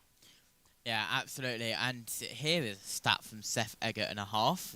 Well, they call me Oracle Jr. No one's ever called me that. But Seth Eggert has said, if I'm not mistaken, Catherine Legg is the first internationally born woman to lead a lap in the NASCAR Xfinity Series. Oracle Senior, is that true? That is true. Absolutely has to be. Sawalich is on pit road, and actually there is smoke boiling off of the Sawalich car. These leaders are starting to run down Greg Van Alst, Seth. In fact, they're going to pass him here on the back straightaway. All right, and there they go. Greg Van Alst. Goodbye, Van Alst. Brandon Jones to the middle lane. Now back to the top lane. So now Brandon Jones has the lead of the race. No more guessing about virtual leads and other nonsense. They are almost 5 wide coming out of 4. Yeah, this is tight with Van Alst and Parker Retzlaff. Stopper in the bottle. So much so much off the pace, being that they were out of the draft, being gobbled up by the lead group. Here's Jones at the line leading. Behind, there's nearly contact between Almirola and Harrison Burton. And one car gets turned. Sammy Smith across the track in turn 1. Comes up and runs into Greg Van Alst. Those two clatter off the safer barrier at the top of turn 1. No other cars look to be involved, and that's a minor miracle. The caution comes out. Sammy Smith Ryan Sieg was involved, and I mean heavily, Seth. He heads to you. Ryan Sieg, car 39, is all kinds of torn up. Yeah, that's a totaler, I'm afraid. He's trying to lip it. A lot of smoke coming from the left front of the car, the hood all bent in, smoke clogging that windshield. And another tough break for Ryan Sieg as the 3 in that 39 is about to flap off. You can see the foam from inside the driver's side, as a matter of fact. And he's trying to yaw that thing through turns 3 and 4. I don't think he's going to make it. That's only going to make it worse, Ryan, as he continues to just limp down the apron in turns 3 and 4. So tough break for the Tucker, Georgia native. And Ryan Sieg with a lot of damage. Sammy Smith with damage, but not a ton. Greg Van Alst, different story. He's got a good bit of damage as he limps his car down the back straight away. Jeb Burton got some damage. Yeah, Burton scraped up the right side of the Golden Corral Chevrolet. He comes to pit road here. They should be able to beat that out in the 27, keep the fender from coming in on the tire. Ryan Sieg's car looked like it had gone through a cheese grater with the sheet metal peeled off the car. Couldn't tell who it was that turned Sammy Smith sideways at the Golden Corral bar, don't you know? But someone I thought it was off that. I thought it was off the chocolate fountain. Someone turned Sammy Smith perpendicular to the field in turn 1, and it's pretty amazing that he came up and only got a couple of others with him. That could have been here's 6, 8, 10 car crash. Here's Chris Knight with the tweet of the day. Ryan Sieg done for the day. Well, he is. Yeah, really. Syaps Ford, he has been able to maneuver it back into the garage area. We'll try to, again, this whole lead pack at full speed had just passed the slower cars of Greg Van Alst and Parker Retzlaff. It was in the middle of the pack, and Sammy Smith got turned by Jeb Burton across the nose of Van Alst. Smith's spinning car carries Van Alst up and into the wall. But again, where Ryan Sieg got caught up in this, I really don't know. Oh, he got hit from behind. I was about to say he got hit from the 30 by the 31 car. So he got hit from behind while everybody was checking up. So again, they're just all shuffling to try to get around those two slower cars, JT, and Jeb Burton just leaks up and gets into the side of Sammy Smith, and that's what kicked it all off. Yeah, absolutely. And once again, I come to you for a very, very serious update. I'm sure. The NCS National Crash Service has updated their Severe Crash Prediction Center Severe Crash Warning for Talladega Superspeedway. The hazard is a 1 to 4 car crash. The impact, damage to cars and walls is possible, and it has got a fire possible tag. Locations, turns 1 to 2 at Talladega Speedway. That is the updated severe crash warning for Talladega Superspeedway. And he's not making that up either. It is a thing. I didn't know that was actually a thing. All right, we're under caution, Matthew. You know what to do now. Right.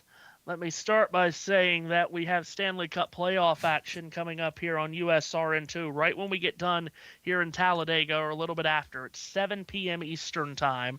We'll have game number 4 between the Toronto Maple Leafs and the Ottawa Senators, with Toronto looking to complete the sweep, up 3-0 on Ottawa. Some news out of the hockey world, by the way, after Tampa Bay beat Florida today to get on the board in that series. Minnesota is on the brink, Seth, of taking a 3-1 lead on Vegas. They are up 2-1 late in the second period of Game 4. And if Minnesota goes up 3-1 on Vegas, my heavens, who would have seen that coming? That's just setting up for a Minnesota 3-1 collapse. NBA playoff action today. Earlier, Cleveland ran away from Miami 124-87. Cavaliers lead that series now 3-0. Oklahoma City and Memphis coming down into the fourth quarter, and it's a tight one. The Thunder leading by 5 with still better than 8 minutes left there. Oklahoma City wins the series if they win the game. Denver and the Clippers, they tip off in about 20 minutes. And on USRN later tonight at 8:30 p.m. Eastern time, it's Game 3 between the Rockets and the Warriors in San Francisco. So that's what we have for you on USRN and USRN2 coming up tonight. All right, Josh. See, every time I pull up Matthew. Every time I pull up YouTube now, there's my picture. No one wants to see my face on YouTube. Then again, Anyway. what's better, Matthew Owens or Ben Snyder's face? It's not mine. Yeah, boy. That's like asking me to choose who do I want to win between Ben's Gators and the Georgia Bulldogs. Nobody wins. Also, Matthew, while you find that, 1 hour ago, a PDS flip watch was issued for Talladega Superspeedway until 6 p.m. Central's time. Of course, a PDS, if you're not in the US, is the second highest, which is a particularly dangerous situation. And the hazard is flips high, force 2 plus flips high. Big that ones, was that. So that high. actually was real. I legitimately thought he was making that up. No, it is. No, It is legitimately real. 16 plus car big ones high, severe crash high, overtime hazard high, and this is PDS flip watch number 87. Oh God. Okay, Josh. All right, let's get this going before they go back to green. Josh, I'm going to walk you through not the finish of this race, but the call of the finish of this race. Here we go. But he apparently thinks that he can make something happen, and he just wants to make it between the two of them. Coming to the white flag, Josh. Let's go to pit road. Dave Burns. DJ, that's exactly right. When they were slow together, he thought maybe that Newman was dragging the brake. He said, man, let him hang out. Go, go, go, and we'll go. And then we'll settle it between the two of us. Okay, here we go. He's got one more shot right here. I have Dale Earnhardt Jr.'s biggest cheerleader in the booth. Tony Raines is still right there. Here comes David. Yes, let's remind everyone that Tony Raines. Tony Raines is biggest cheerleader. Reagan, Brad Keselowski. Off of turn 2, 4,000-foot back straightaway. Here they go, 3 wide. No, they're not. Keselowski, his teammate, is up there. Is he going to get up there and push Earnhardt Jr. by? That's what Junior needed, was somebody he could really count on, but Brad can't get there quick enough. I think Junior's just waiting until he gets to the trial over here to try to make that move. Josh, do you know where the start-finish line is at Talladega? It's at the front stretch, correct? Yes, definitely. Haha. Yes, it's towards turn 1. Turn 3. Remember, the start-finish line is all the way down in turn 1. So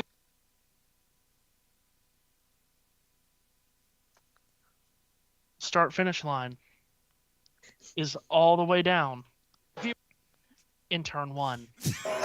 Turn 3. Remember, the start-finish line is all the way down in turn 1.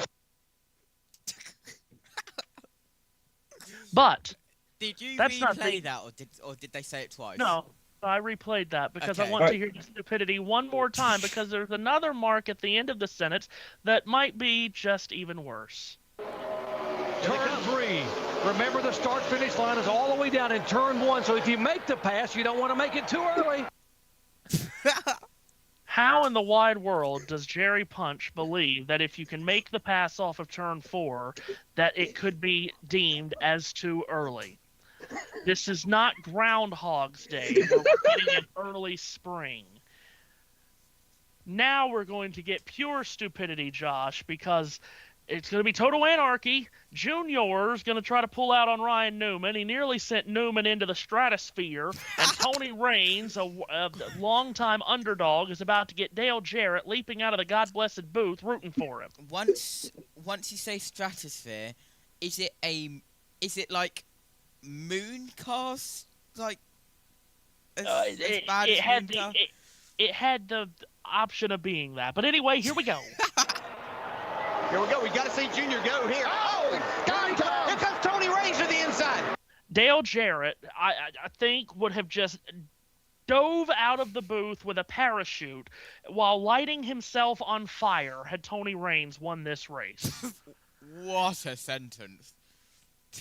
Here we go. We got to see Junior go here. Oh, here comes Tony Raines to the inside. Someone's going to win this race. Someone has to win the race. By the law of averages, someone has to win. Jerry Punch, God bless him, because he's a wonderful man, is not doing a great job telling us who's going to win this race. It could be one of Ryan Newman, Dale Earnhardt Jr., David Reagan, Tony Raines, or Joey Logano. Let's see who wins, and let's see who Jerry calls to the win. And more importantly, who Dale Jarrett is focusing on for some godforsaken reason. Junior up high. David Reagan is there. Awkward pause. And here comes David Reagan. How about Joey Logano coming in third? What the hell does that matter? They haven't even said who's first, and they're like, no, Joey Logano's in third. Yes! Does anyone know who's won? Let's listen to it back. Inside. Junior up high. David Reagan is there. And here comes David Reagan. How about Joey Logano coming in third? David Reagan gets the win at Talladega. Wow. David Reagan may get the win. Well, did he get the win or didn't he? Once again, let's once more watch the final stretch run here, which begins with Junior nearly killing Ryan Newman, and then Dale Jarrett getting a shot of Narcan as he wakes up from his high of blow. Here we go. We got to see Junior go here. Oh, here comes Tony Raines to the inside. Junior up high. David Reagan is there. And here comes David Reagan. How about Joey Logano coming in third? David Reagan gets the win at Talladega. Wow. Have you ever heard of such a circus? I mean, that awkward pause was something that would happen on JV Motorsports, because we would just all stop talking and then we'd all talk at once. Well, that's basically what happened here. There was a lag in the booth. And they're next to each other. I tell you, I love when we do this because no one gets more amusement out of it than me. And I was trying to hold in laughter for about 15 seconds at the start of this, and I couldn't do it anymore. And literally every single person watching has no idea what on earth is happening. No, well, they don't know what's happening normally. So, I mean, true. We are doubled up, and we are one to go. We are heading to a restart. Will cautions breed caution? Well, I don't know. Anyway, that was the finish of the 2009 race here, where David Reagan gets the win. You better load up a next one, because I don't think we're staying green. No, we're probably not. The next one we'll hear from the spotters calling the finish of the race, I'm sure. Oh God, or 2007 with Jerry and Handy Peach. Oh, for heaven's sake! Or I know it's a fall cup race, but do 2008 where Andy makes up rules. Can I just say that is like the most American response you could ever do? Oh, for heaven's sake! Yeah. Anyway, off we go to the final stage at Talladega, where someone may win this race. God almighty. Anyway, I am going to mute my mic because I'm absolutely losing it. Goodbye. When did you ever have it? Anyway.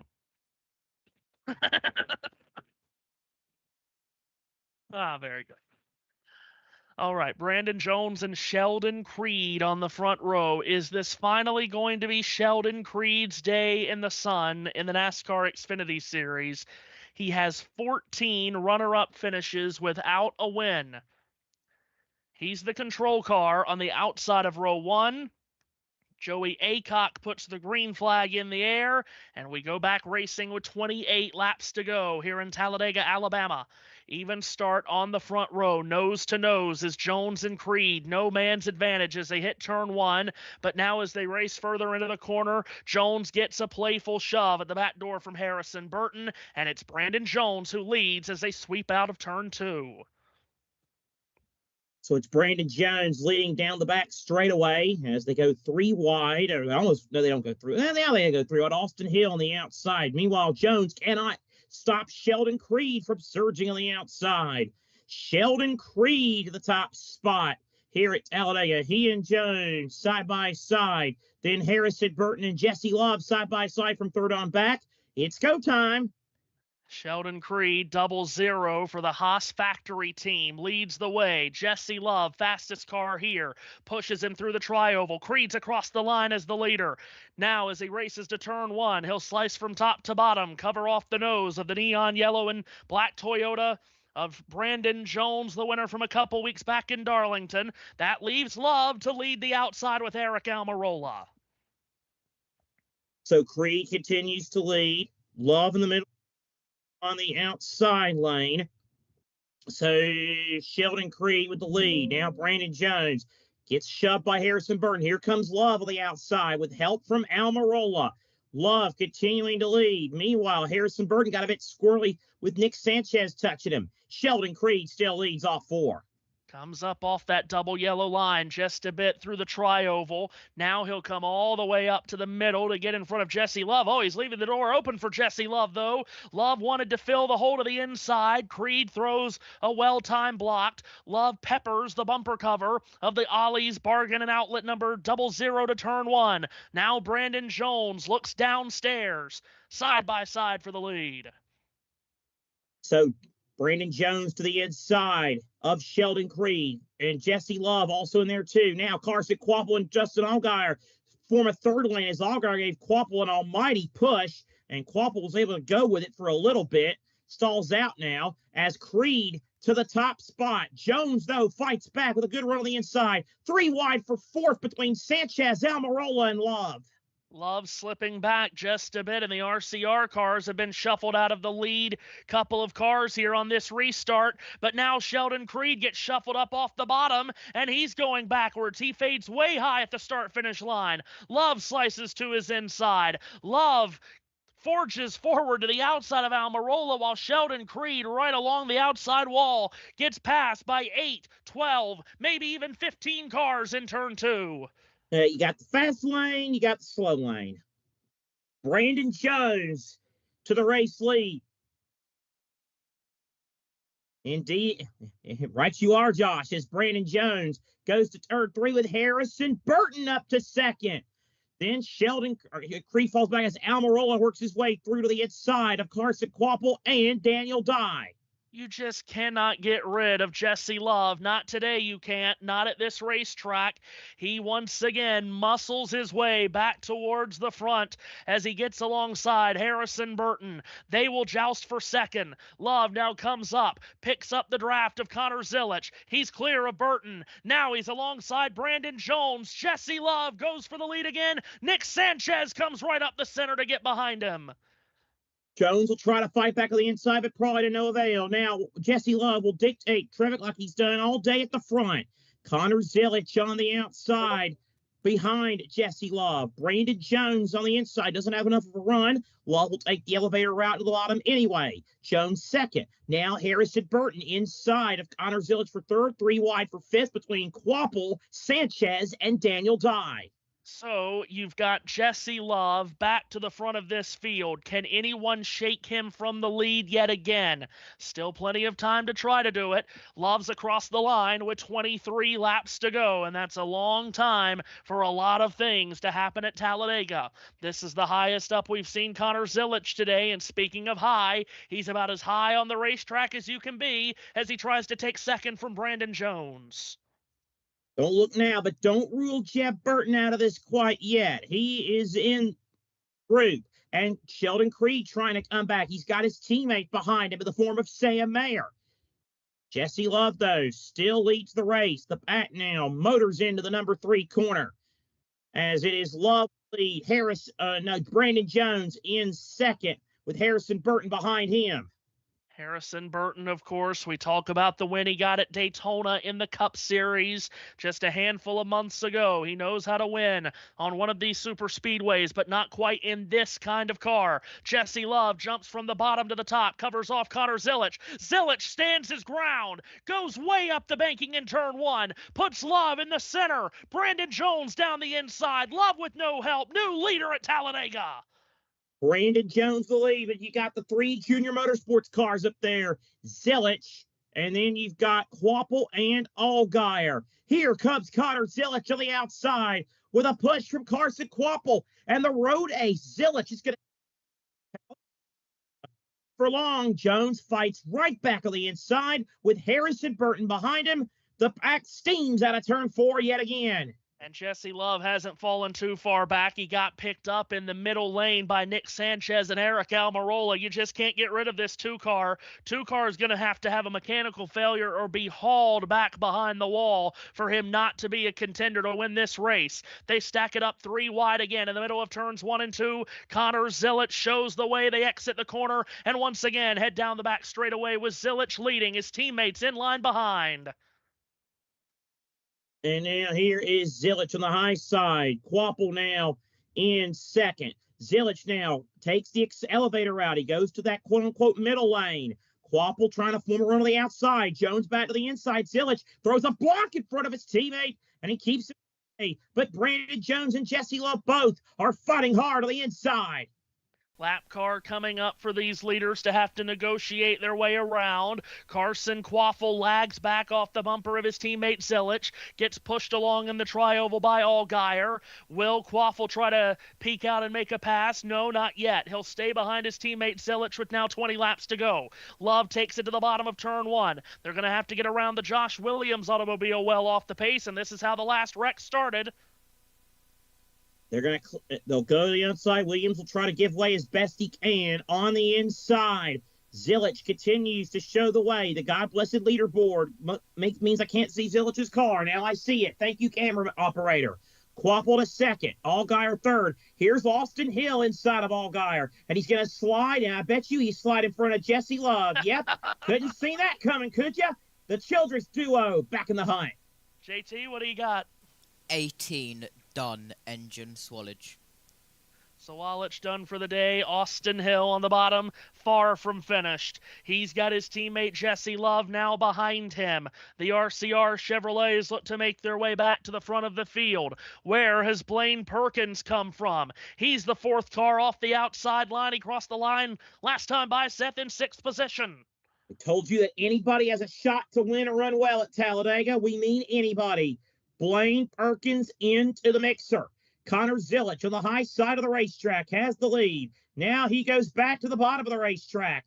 Quapple on the high side trying to find goodbye Zilisch. Quapple in front, or Zilisch in front of Quapple, a dangerous block. Zilisch made it work though. And Quaffle will act very kind to his young teammate and not double-cross him. But now Hill down the inside through the tri-oval, gets alongside Zilisch. Those two Chevrolets come across the line together nose to nose. Meanwhile, up the outside, trying to make something happen, Catherine Legg jumps up to a 3rd line up there, Seth, but no one goes with her. Oh, that's a tough break for that teal-ish, teal and black number 32 machine. Still having a solid afternoon, though. Zilisch leads down the back straightaway. Austin Hill on the inside with Jesse Love behind him. Here comes Hill on the inside. Austin Hill to the top spot as he's clear of Connor Zilisch through turns 3 and 4. Zilisch trying to fight back, though, with a side draft to the outside. And he's doing it. Zilisch in that WeatherTech Chevrolet puts the nose of his 88 back into the wind. Hill down the hill in the tri-oval, tries to come back at him. There's more organization on the top side. That's going to help Zilisch motor back to the lead. Into turn 1 he goes. Connor Zilisch is now in the control of the drafting pack. Double file behind him at second. Carson Quaffle versus Austin Hill. So Zilisch the lead as he goes bottom, now back to the top side of this racetrack. This camera angle and the leaderboard positioning is screwing me over. Here is Zilisch with the lead. Austin Hill falls back a bit. Quapple to second. Now Allgaier and Hill side by side for 3rd. They fan out 3 wide a little further back, but at the point, Connor Zilisch still leads the pack. Zilisch looks back in his rearview mirror, and he's got teammates right behind him in Carson Quaffle and Justin Allgaier. Then when he gets to the bottom, he looks back, and he's got 2 RCR teammates that are looking to get back to the front. Jesse Love takes a big shot from Nick Sanchez. Eric Almirola goes up the middle. Aggressive move from Almirola, followed by the most aggressive driver here, Jeb Burton. Here they go to turn 2, and Austin Hill up the outside is looking for the lead. And I think he's going to have it. Zilich will try to sidetrack, but it's to no avail. Hill now gets a little bit squirrely with Jesse Love behind. Now, Jeb Burton charges down the inside with a push from Sheldon Creed. Here comes Jeb Burton, the Golden Corral mobile, trying to charge his way to the front. Jeb Burton, what a move to the lead with Hill trying to fight back. Jeb Burton looking for his third Talladega triumph. Doesn't have a lot of help at the back door as they move to the tri-oval. Austin Hill reclaims the lead. His teammate Love behind him. Burton to his inside. Sheldon Creed is there. He gets leaned onto by Nick Sanchez. Eric Almirola tries to pop out of line. Back into the corner, Hill the leader, and they're fist fighting behind him. Hill with the lead. Love trying to get clear to second. Jeb Burton not letting that happen. Meanwhile, Zilich gets a little shot in the shorts from Nick Sanchez, but he's got a roadblock known as Love, and he can't go to the bottom because that's where Jeb Burton is. Love now to the inside of Hill. I didn't expect this with 15 laps to go. Jesse Love to the lead. I thought they'd just stay together and settle it out amongst themselves in the last lap. Proof that I am a dummy.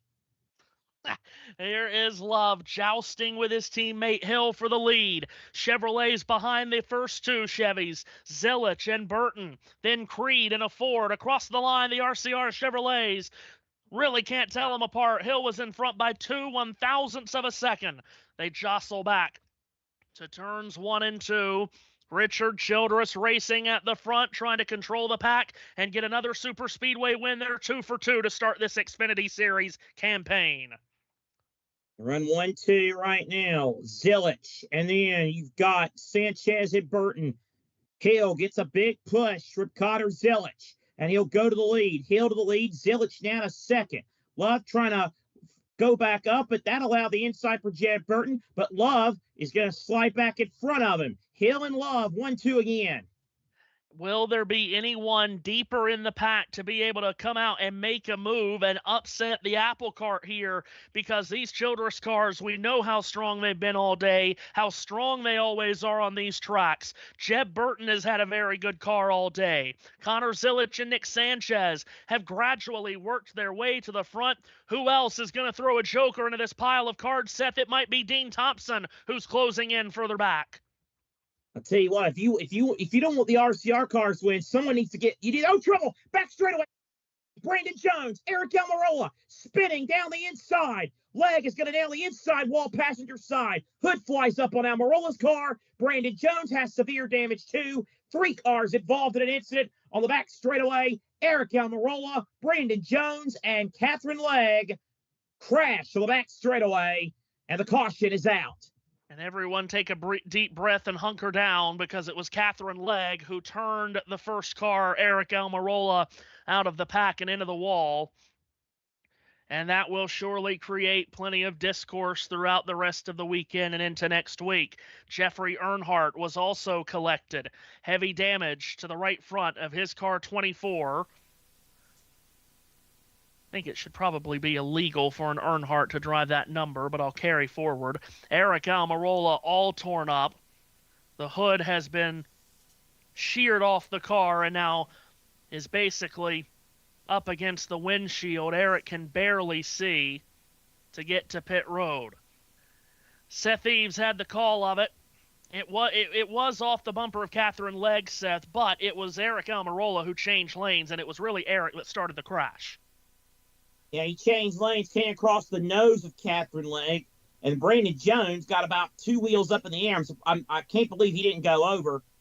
Jeffrey Earnhardt tried to get through, but just couldn't. Luckily, the leg hit on the inside wall. She had already had enough speed scrubbed off by the time she hit it passenger side. But, desperate drivers make desperate moves late in races. That being said, I really don't understand what Almirola is doing here. I don't get it. I think his racing mind left about 30 minutes ago. Well, this is a driver that's won here in the Cup Series in the past. there was plenty of room for him to come up between those cars, and he waited until there was not enough room.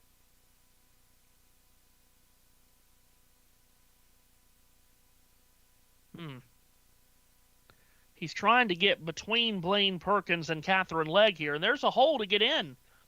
But he doesn't, and he doesn't, and he waits, and he waits, and by the time he moves up, Catherine Legg is there. That's pretty unfortunate.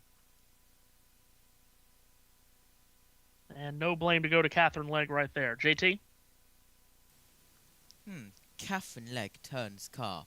Whether it is her or is not her fault, Twitter explosion incoming. Oh, yeah. Of course. And of And course, you know, that was... Go on. Yeah, go ahead. Oh, okay. Well, apparently the spotter stand and the tower saying this is Talladega. No way, is it really? Speaking of which, well, that takes us back to 2004, doesn't it, Matthew? Last lap at Talladega. They're still racing at Talladega. Well, of course, that was a big storyline coming out of last week's race. Was Catherine in the wrong, triggering the accident with William Sawalich and Casey Kane? And of course, a lot of strong opinions on social media, which is just a great place to go for stuff like that. And then she had that issue in the was it the Cup race she ran? Yeah, at Phoenix. Yeah. Yeah, it has not been a fun year, unfortunately, for Catherine Legg, who, again, anyone with a sensible mind that knows what they're talking about knows that Catherine Legg is one of the most talented, all-around, versatile drivers in the world. And then you get idiots over here that don't know who she is and knows that she is a woman and says, oh, she can't drive. Morons.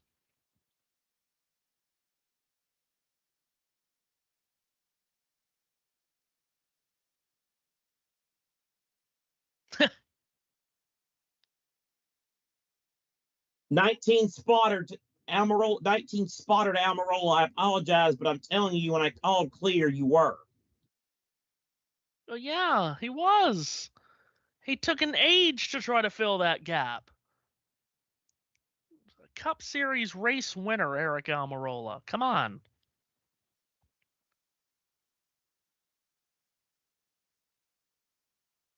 Oh, look who's excited about it. Wow. Look who's excited about this. We've got options. Oh, we do have options. Yeah, that's exactly right. Hella funny how that works. All right, we're going back to 2007. This is if you thought the last call was a disaster, this one's worse. Maybe. All right, here we go. Coming to the white flag, you've got Tony Stewart leading, and it looks like he might run away with this. Got almost too much of a lead. With 1 lap to go, these guys are going to have some momentum on him. And watch the outside. There's a 60 car of Carl Edwards, the points leader. No one cares about points this day and age of the Busch Series, but thanks. Stewart now gets a help from the 77 car. Well, run it back. Run it back. So you missed Jerry making up a phrase. Gets a help from the 77 car. Oh, yeah, that's one of your favorites. Yeah. That is. I forgot about that. That's one of your favorites. Gets a help. Carl Edwards, the points leader. Stewart now gets a help from the 77 car. Bobby Labonte. Mears is there, but let's see if the highline works again. But this time it is Harvick and Edwards. By the way, the production truck, if you think Fox's production truck is bad, get ready to see this camera angle ESPN gives us here. Yeah, not all of this is on Jerry because some of it is on the truck. Is Bobby Labonte going to leave his wingman with his teammate Tony Stewart, or is he going to try to go for the win here? We see steam coming out of the car, out of the 77 car, tucked right up behind Tony Stewart. Great point. And Harvick is now getting a little bit of a push. It's a good question. Now look at this camera shot, would you? I wish you'd look at this camera shot while there's a battle for the lead going on in the last lap. And then Jerry's it. The 42 car, that's how close it is with Montoya right behind Kevin Harvick. That's how close it is in a battle that means absolutely nothing. Oh, come on. Come on. The push from the 42 car, that's how close it is with Montoya right behind Kevin Harvick. Does he have enough time to get there? No, because they're back here. So no, even if the start-finish line is in turn 1, they don't have enough time to get there. Now, how about we focus on the actual battle for the win here between Stewart and Labonte? Oh, and look who that is in 4th. That's David Reagan May. Could May get the win here, too? Tony Stewart with the push from Bobby Labonte. Mears is 3rd. Labonte's making a move. Reagan is 4th. Here comes Labonte on the outside. Now, interestingly enough, we've run over 100 laps, and we haven't had a single mention of where the start-finish line is. But only when we come to the finish do we try to tell everyone where the start-finish line is. They come to the trial. Well, remember, the start-finish line is here. And he gets it. And what a run by Bobby Labonte. What an effort by the former Cup Series champion and Busch Series champion. What an effort that wasn't in the booth. Can we talk about this for a moment? First off, he's about 5 minutes late on telling us that Labonte's making a move. Reagan is 4th. Here comes Labonte on the outside. Probably But, because he was this talking point- about 3rd and 4th. Well, that's right. Yes, talking about Montoya back there in 2011. Anyway, they've already come through the tri-oval here where the finish line would be at Daytona. But yet we're still going to try to But, Matthew, shoehorn. Yes. this isn't Daytona. This Yeah. is Talladega. Yeah, how about that? So he's still gonna try to shoehorn his way in on where the finish line is while totally missing the finish at the finish line. They come to the trial. Well, remember, the start-finish line is here. And he gets it. And Andy is trying to help, but at the end he doesn't give a help because who gets what? On the outside. They come to the trial. Well, remember, the start-finish line is here. And he gets it. And what a run by Hold on. Bobby Labonte. What an effort. They are too busy saying where the finish line is, and they can't even say who gets it, so it's just, and gets it.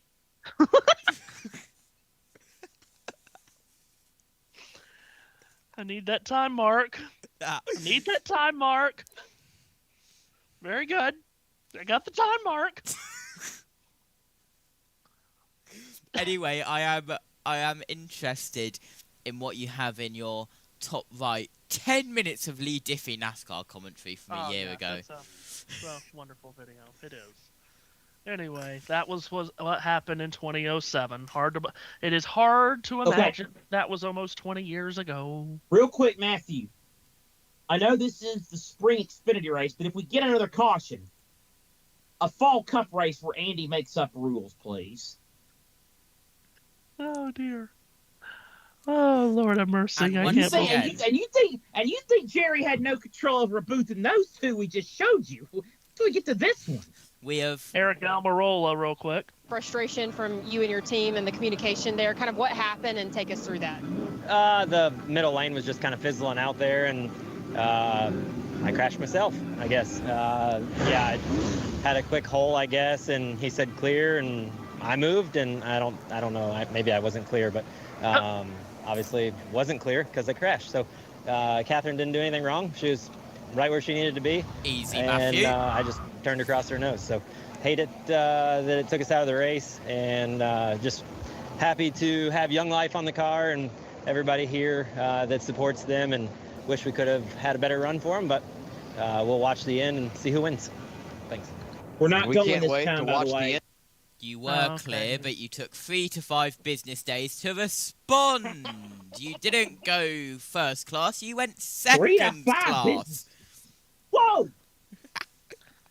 We've got all sorts of madness happening at the Choose, and now we got madness with the pace car was coming to pit road, and then it pulled back onto the track.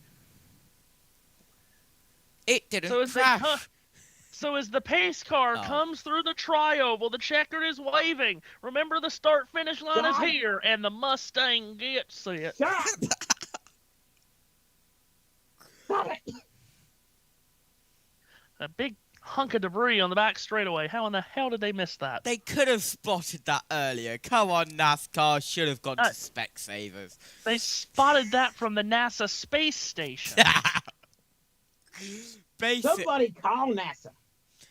So, hey, man, they did a Winston-Salem space in the stratosphere with Gail King and Katy Perry. Oh, you might not know this, Matthew, because, well, you're American. But here, here in the UK, we have this thing that at soccer matches, football for us normal people, even though soccer did originate from the UK and we now call it football because England. But yeah, at football matches, if a ref or a linesman gets something wrong, if someone wears glasses, they offer their glasses to them. Well, I think we need to offer our glasses to the NASCAR officials. SGA has hit a dagger in Memphis. Is it time for the Grizzlies to go fishing? And the Grizzlies, 1, 2, 3, are done. 1, 2, 3, Galveston. And that's what they get for wearing those stupid red uniforms at home in a playoff game. Matthew? Yes. Just a warning. A big one warning has been issued for the backstretch. Oh, what's the difference between a big one warning and a big one watch? I don't know. I don't think there's a big one watch. There's a flip watch, but not a big one watch. Well, how about we watch and see if a big one happens? All right. I'll shut up and let you guys do your job professionally for once. Professionally, okay. Wow, that's a bold statement. Here's the running order coming to the restart. On row 1, to the inside is Connor Zilich. Outside is Austin Hill. Row 2 sees Nick Sanchez, flanked by Jesse Love. Row 3 is Carson Quaffle and Jeb Burton. They come into the restart zone. The green flag is waving with 6 laps to go in Talladega. Who's going to win the 300 for the Xfinity Series in Alabama? Connor Zilich and Austin Hill. Door handle to door handle into turn 1. Now Zilich gets a push at the back door from Nick Sanchez. And it's Connor Zilich away with the lead in turn 2. Down the back straightaway, it's Austin Hill the lead. Zilich lead. He goes to the high side of the racetrack to shut off Nick Sanchez. Now, big head of steam on the inside as they go to turn number 3. Zilich has the lead. Sanchez on the outside with the 2 RCR cars behind him. Here comes Nick Sanchez to the outside. Could he be one of those Talladega first-time winners in car 48? He motors to the top spot. The 23-year-old from Miami in just his 19th career Xfinity Series start leads at Talladega with just 5 laps to go. Here's Austin Hill with a big run coming behind him. Jesse Love ducks to the inside. Connor Zilich runs around the bottom. They're looking 3 wide around Sanchez, who throws a very dangerous block but gets away with it to turn 2. Love up the track now, trying to pick up Hill. Zilich has the lead back on the inside with Justin Allgaier and Matt DeBennett in car 99. It's Zilich to the top spot. Sanchez gets a little bit loose. 3 wide for third as Allgaier is now clear to second. Hill fading back, so is Love, perhaps trying to get a run to get to Love and set up a big push, but it's Zilich off 4. In the space of a lap, a 23-year-old has given way to an 18-year-old at the front of the field. Connor Zilich through the tri-oval leads. Now we're down to the final 4 laps at Talladega. Justin Allgaier down the inside. Jeb Burton gets hit going into turn 1. Makes a tremendous save with Sheldon Creed pushing him. Sanchez up the banking. Trying to get a push from Love. Trying to get a push from anyone who wants to give it to him. Amidst all the young guns, though, is a 38-year-old KG veteran in the Mayo Missile. And Matt DiBenedetto's giving Justin Allgaier a nice push. Can't quite get there. Another push. Allgaier gets close to Zilich. Sanchez drops back. He has to slide in front of Jeb Burton, but he lost a lot of time. Connor Zilich leads. Justin Allgaier, Matt DiBenedetto, and Carson Kvapil, the front four. Nick Sanchez nearly gets turned out of shape on the exit of turn 4 from Jeb Burton, but Sanchez holds on to it. Now in front of him, Carson Kvapil bails from the bottom, goes to the middle lane. He'll get a push from Sanchez. He'll pull up alongside Matt DiBenedetto, and Carson Kvapil noses his way to third with 3 laps to go. All day long, it's been RCR Chevrolets controlling the pack, but now late, it's JRM Chevrolets first, second, and maybe third. Kvapil to the outside of DiBenedetto with Sanchez pushing him. Zilich now goes up to block his teammate Kvapil. Allgaier no run. Third car on the inside line is Blade Perkins. He's into the mix. Leland Honeyman now makes a surge on that low line. Zilich goes to the high side. Now he blocks. Love's going to make it 4 deep for the number. They exit turn 4, 4 wide towards the front of the field. Sanchez squirts out of the pack without drafting help. Jesse Love fades high in the tri-oval. He can't get a run from his teammate Hill behind, but at the front, Allgaier leads by a nose. Zilich comes back at him. JRM cars are first, second, third, but they're not nose to tail. Zilich leads to 2. Kvapil's behind, then comes Jeb Burton.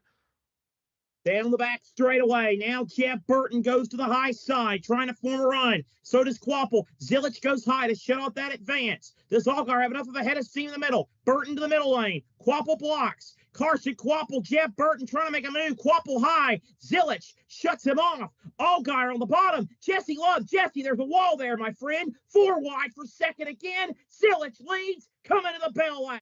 They are 4 wide behind race leader Connor Zilich as they race to the tri-oval. Jeb Burton up the middle, pushed by Sheldon Creed. The RCR cars are still in the mix. Zilich across the line to take the white flag. The company to his inside is Jeb Burton.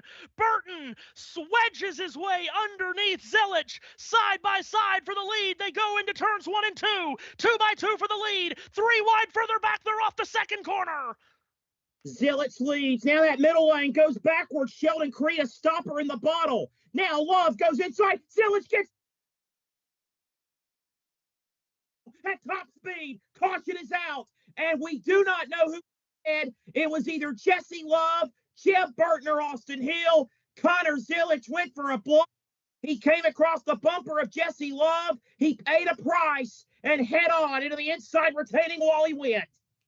And now we'll wait for NASCAR to tell us who the winner is. The caution is out, so the race is over. So as the field comes across the line to take the checkered flag, we will wait for confirmation. The finish is officially under review. And once again, we can't get to the checkered flag under green on a super speedway. Who is the winner? We'll wait to see. Jeb Burton going for his 3rd career Talladega win. It is possibly him. It is possibly Jesse Love. Connor Zilich, though, is where our attention will turn for now. He went head-on into the wall on the back straightaway after trying to block Jesse Love. Zilich got turned. It was a head-on impact into the wall. And now we will wait to find out who the winner is. At Talladega, once again, we're waiting to see when the yellow light came on and who was the leader at that time. There's actually 3 guys. This could be Burton, Hill, or Love because they were all 3 wide at the time of the caution. Just like oh my God, Zilich with that head-on hit. Good Lord. Just like the Cup race at Atlanta, the top 3 wide, but they don't get to come to the flag that way. Instead, it's to the yellow. And still we wait for confirmation. Nothing has been confirmed yet. And my goodness, if the frozen picture that we're getting on our monitors is when the caution came out, I don't know how they're going to determine whether it's Austin Hill or Jeb Burton, because when it's determining the finish... Look at this. Yeah, when it's determining the finish, It is not the previously passed loop. It is photo finish cameras. Austin and now Hill. It's official. The winner is Austin Hill, his first at Talladega. Also, Matthew, over the radio, Zillage, ow, ow, ow, my back. Oh, gosh. Oh, boy. Austin Hill has been scored as the winner of this race. He does it again on a super speedway. He has now won, if you can possibly believe this, Austin Hill has now won 8 of the last 17 drafting track races in the Xfinity Series. He had never finished better than 14th at Talladega. Today, he wins.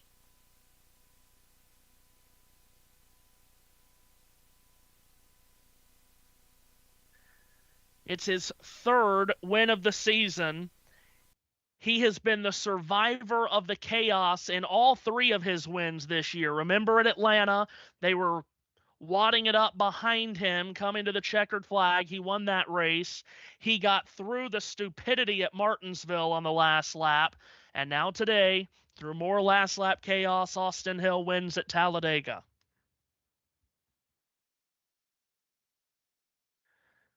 So he has just been given word of that he is the winner. He pulls to the start-finish line and begins his celebration. Yes. And Austin Hill here having to go through the full tri-oval because guess what? The start and finish line's in turn 1. It is Hill's 13th career Xfinity Series win. And his 3rd of this season.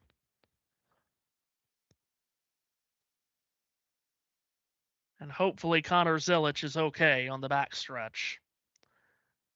Oh, my.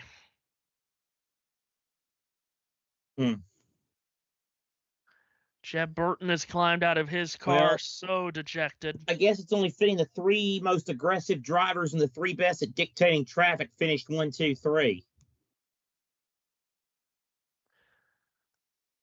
Hill set to climb out of his car through the smoke that he has left from his celebration.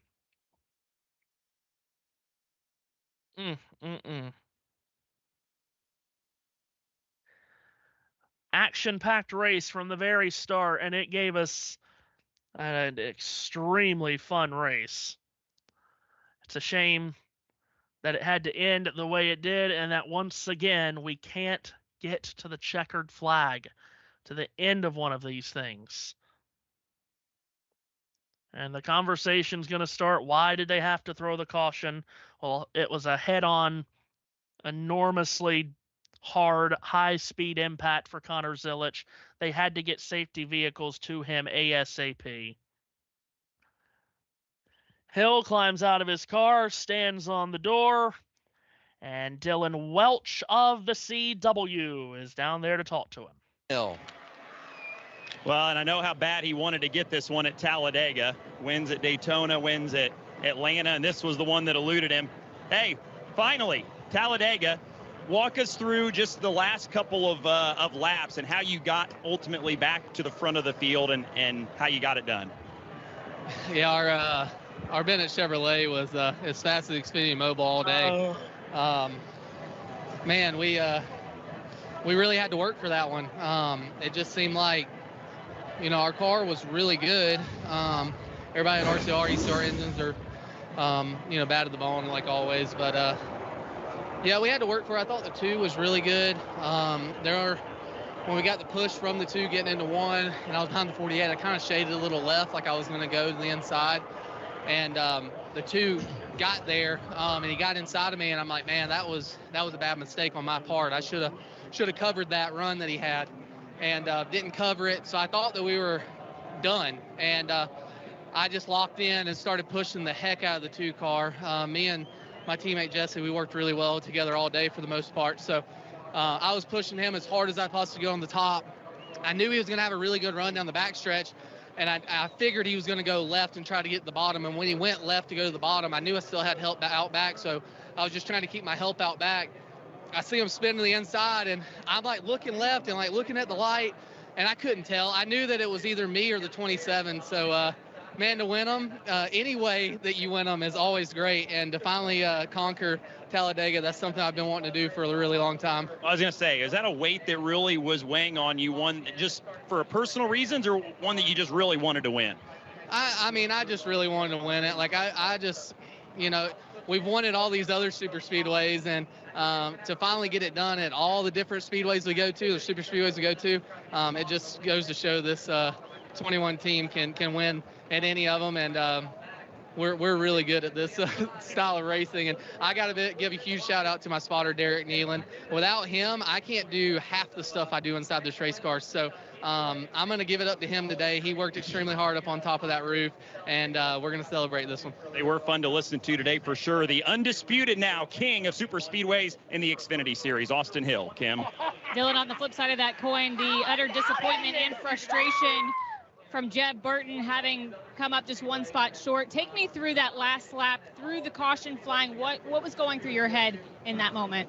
Well, first I want to thank the 00. He helped me all day and put us in position there at the end, and I felt like that we did everything we could today. Just frustrated with. I mean, I feel like when the caution flew, I was ahead of the 21. So I don't know if we can call it or what, but last week at Rockingham, I got pretty screwed on a yellow and putting me back a row, and then today lose the race because of, I'm sure, a timing line. But I don't see the 21 ahead of me at all any of this time. And right there, you can see my nose is in front of the 21. I don't know what we're looking at, but is it not in front to you? I mean, are you asking, are you hoping NASCAR gives you a different angle? Yeah, for sure, because that angle right there, we won the race, and that's what I saw across my right front. I think I got the best view of it compared to anybody, so they need to go look at it, because every angle I keep seeing, we win the race. So just frustrated with that. Maybe they can show us a different angle here, but just appreciate my guys. They work really hard. We do a lot with the little team, and appreciate Golden Corral, Celsius, State Water Heaters, everybody that helps us. We got a lot of supporters, and I still look at the tire hit his tire. I mean, I don't know what's so complicated there. So they need to go look at it. We're gonna protest. If you can protest, do whatever the hell we can do, because I think we won this race. Gordon 2.0. Can you see through the frustration though, and see the positive of the day you guys? Kim, please stop. For the third most points, and I know that's very important to you. Yeah, it's just we don't have a lot of chances to win, you know, and that's what's frustrating. That's it. It was a heck of an effort by you and the team. Okay. That was the interview. That turns sideways fairly quickly. Let's listen in to Adam, Jamie, and Parker. What it means to him, and I gotta tell you, I appreciate his passion, his honesty, the emotion that goes with that. I feel for Jeb. I know how much work he puts in off track. He mentioned all those partners. He does a lot of that himself, gathers those partners and works through the week with them to get on this race car. And to be that close, I know it hurts. Obviously, he's getting some different angles than what NASCAR used to make this determination. And it's tough because out the windshield, you see it differently sometimes, right? And, you know, it's going to be it's a close call. It was really tight. And I feel for him, and I know how big it would be for him and Jordan Anderson Racing to win here. Coming into this race, he told me, he was like, I can't afford a mistake right now. They were in points coming in this race, trying to make the playoffs. He had a almost perfect day in the way he executed it, and just comes up that little bit short of getting the ultimate goal, which is to win. But Kim references third most points today, second most points last week. That puts Jeb 24 points above the cut line. So he's made some gains, even though he's not locked into the playoffs. I mean, that interview turned in many ways. And you could definitely hear the emotion in Jeb's voice at the end, and he's right. It's not a team that gets to go out and get that close to winning each and every week. He basically has his 6 chances a year on the super speedways. With that said, Seth, he is looking at it through very, very rosy-colored glasses if he thinks that he was clearly ahead. Well, here's the thing. I don't understand. As I tweeted out, I don't know. Now, I saw that other angle, but from the first angle I saw, I don't know how they could have determined who was in front. Yeah, right. I mean, on either side, because that's tight. That's like 2 1,000ths of a second tight. Cheer up, Jeb, though. Maybe Austin's car will fail post-race inspection. But seriously. And once again, NASCAR pit reporters continuing the just agging it on instead of having a producer in the truck saying, cut it out. Yeah, right. Yeah, JT, we never got a head-on shot. We've been getting an aerial shot all day long of the cars down the back straightaway, but we didn't get an aerial shot there to tell us who was in front of. Every shot we got was a very deceiving angle of who was in front. We never got to see a clean shot of the 2 cars' noses to see who was actually in front, and this is only going to exacerbate everyone's pleading for, we got to have a better system than this on how to finish races. Okay, bear in mind this Grid Encore Monday night. Sorry, go ahead. Yeah. Bear in mind that this is coming from a producer who knows all about camera angles. That turn 3 fence camera looking down the backstretch with the car's head on, that should have never been shown. That should have never, ever been shown, because you cannot tell clearly what car that was, and that has caused chaos. That camera from the roof, at first eyes, that looked clearly like Austin Hill. But then if you look at it again closely, you can't really tell it. But then sometimes it looks like Austin Hill is ahead, sometimes you don't. But they've got this thing about, if it's the final lap, doing it right as the caution is thrown. Now, you can't put a GoPro in a place because you don't know where the caution is going to happen on the last lap if it happens. So why don't we just come up with this rule about it being the last time in line when the caution is thrown? I got an idea. Yeah, I do too, but go ahead. Or the next time in line. Let's do what they did, and Matthew will get this, back in the 90s, and I think even the early 2000s they did this. And what I mean is, like, have the drivers try to quote-unquote police themselves. When the white flag is out, once the white flag's out, the caution comes out, but they still let them race back to the checkered flag. Yeah, I mean, only when the white flag is out. That's just it can just be such. And for some reason, the CW is pounding us over the head with the time of the caution, like the actual physical time. They keep flashing up on the screen that it was 17:20:49. I don't know if that has anything to do with anything. The problem is the pictures you're giving us. And okay. I'm just confused on how they're determining who was in front here. Because to your point, Seth, here they are again. Here they are again, circling the time.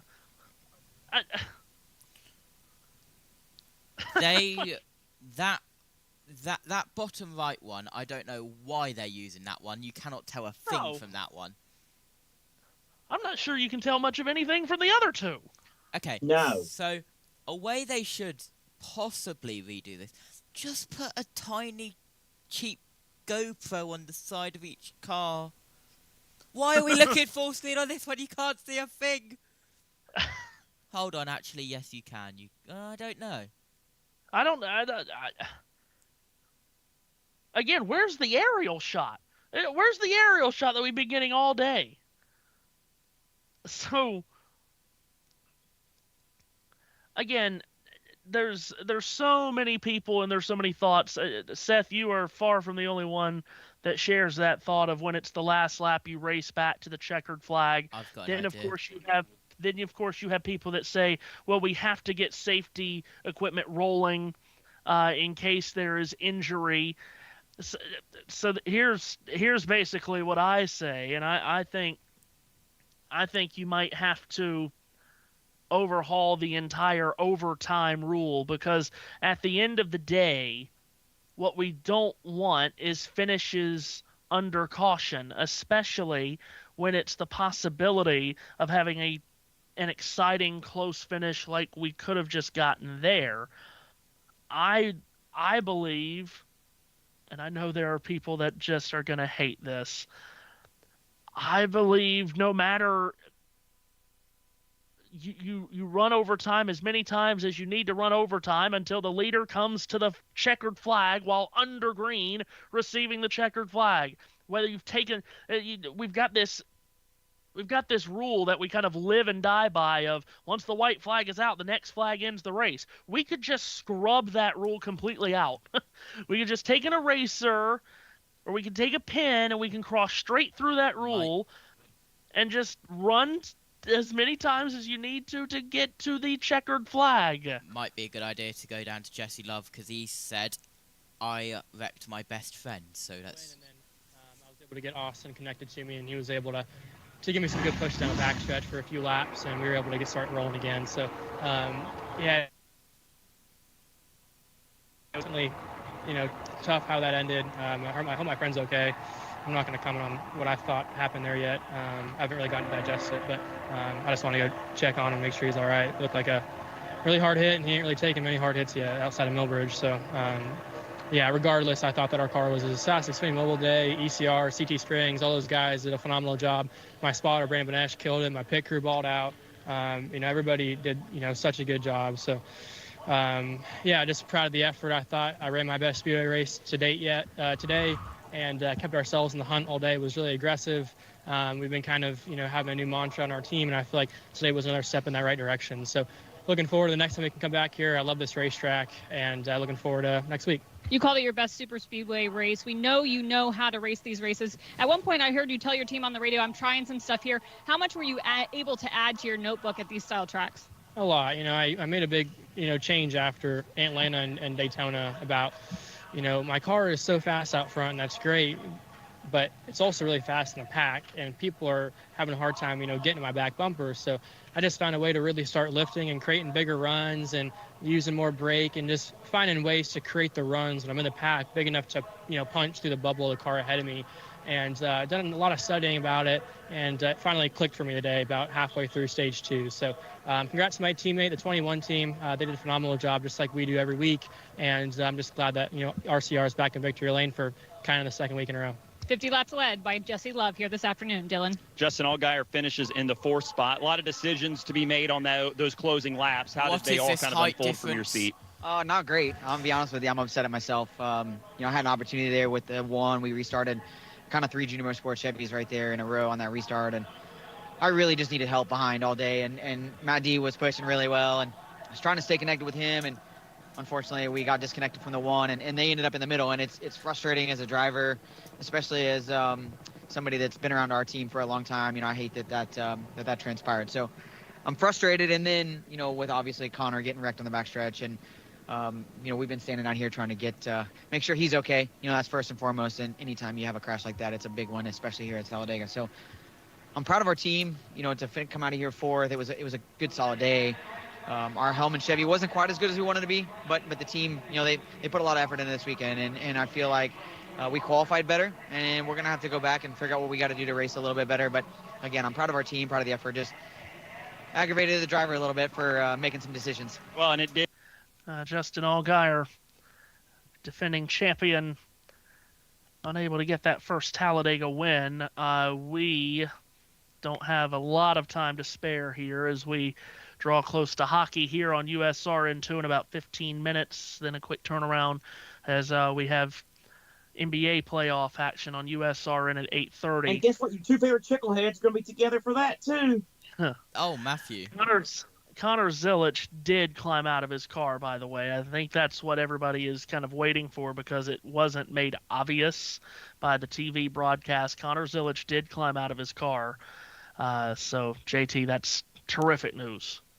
Yeah, absolutely terrific news. But breaking news, Jesse Love has just been fined $10,000 by Xfinity because he didn't say his car was as fast as Xfinity Mobile. Oh, dear. Well, and you could tell in his voice how distraught he was. He and Connor are terrific friends. And you could tell that he was very upset that it was contact from him that led to Zilisch taking just a head-on shot to the inside retaining wall. But Zilisch did climb out, hopefully is okay. As Austin Hill picks up the victory here in the Ag Pro 300 at Talladega. Final thoughts from you, JT. There is Connor Zilisch getting out of the car, but what I noticed was a safety crew still had their head in the car. What they didn't realise was Connor Zilisch was already halfway to the ambulance. Little bit late on that one, but yeah, good to see him walking away with assistance. Hopefully we will be able to get an update shortly from Connor Zilisch. But, well, I am going to say it. That was a calm Talladega race, especially with how many four wides we had. I counted 10, at least.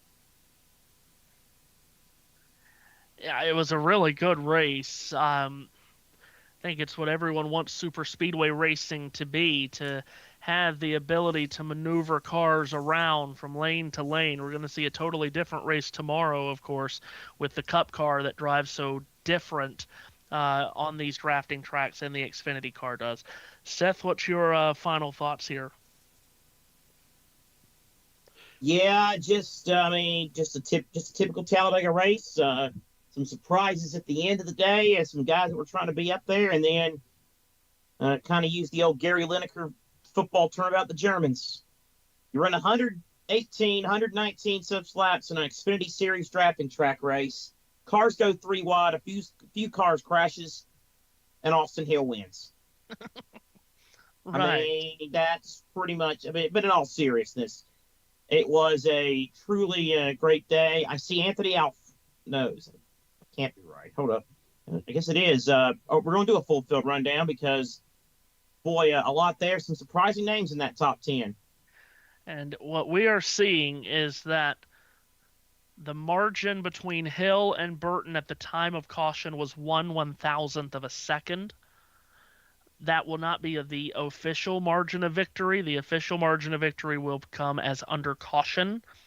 But 1/1000th of a second would match what we had at Kansas last year between Kyle Larson and Chris Buescher. But that will not be official.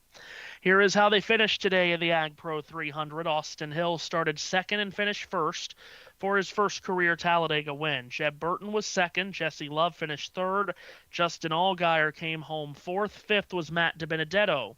Anthony Alfredo finished sixth. Harrison Burton was seventh. Blaine Perkins eighth. Sheldon Creed was ninth, and Seth in 10th was car 10, Daniel Dye. Taylor Gray was 11th. 12th goes to Patrick Emmerling. 13th was Leland Honeyman. Ryan Ellis, 14th. Nick Sanchez probably deserves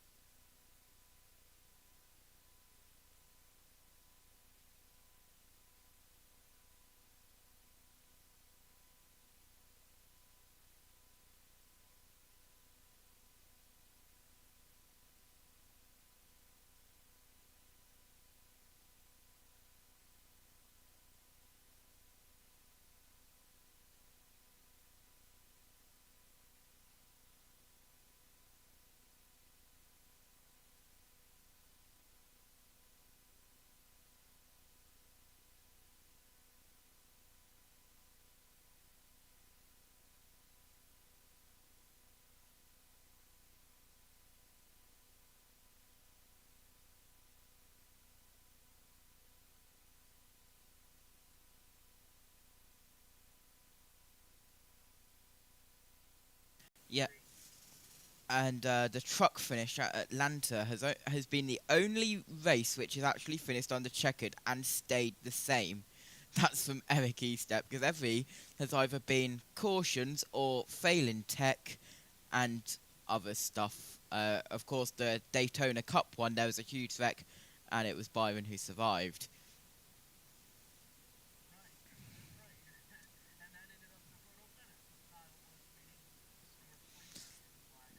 Yes,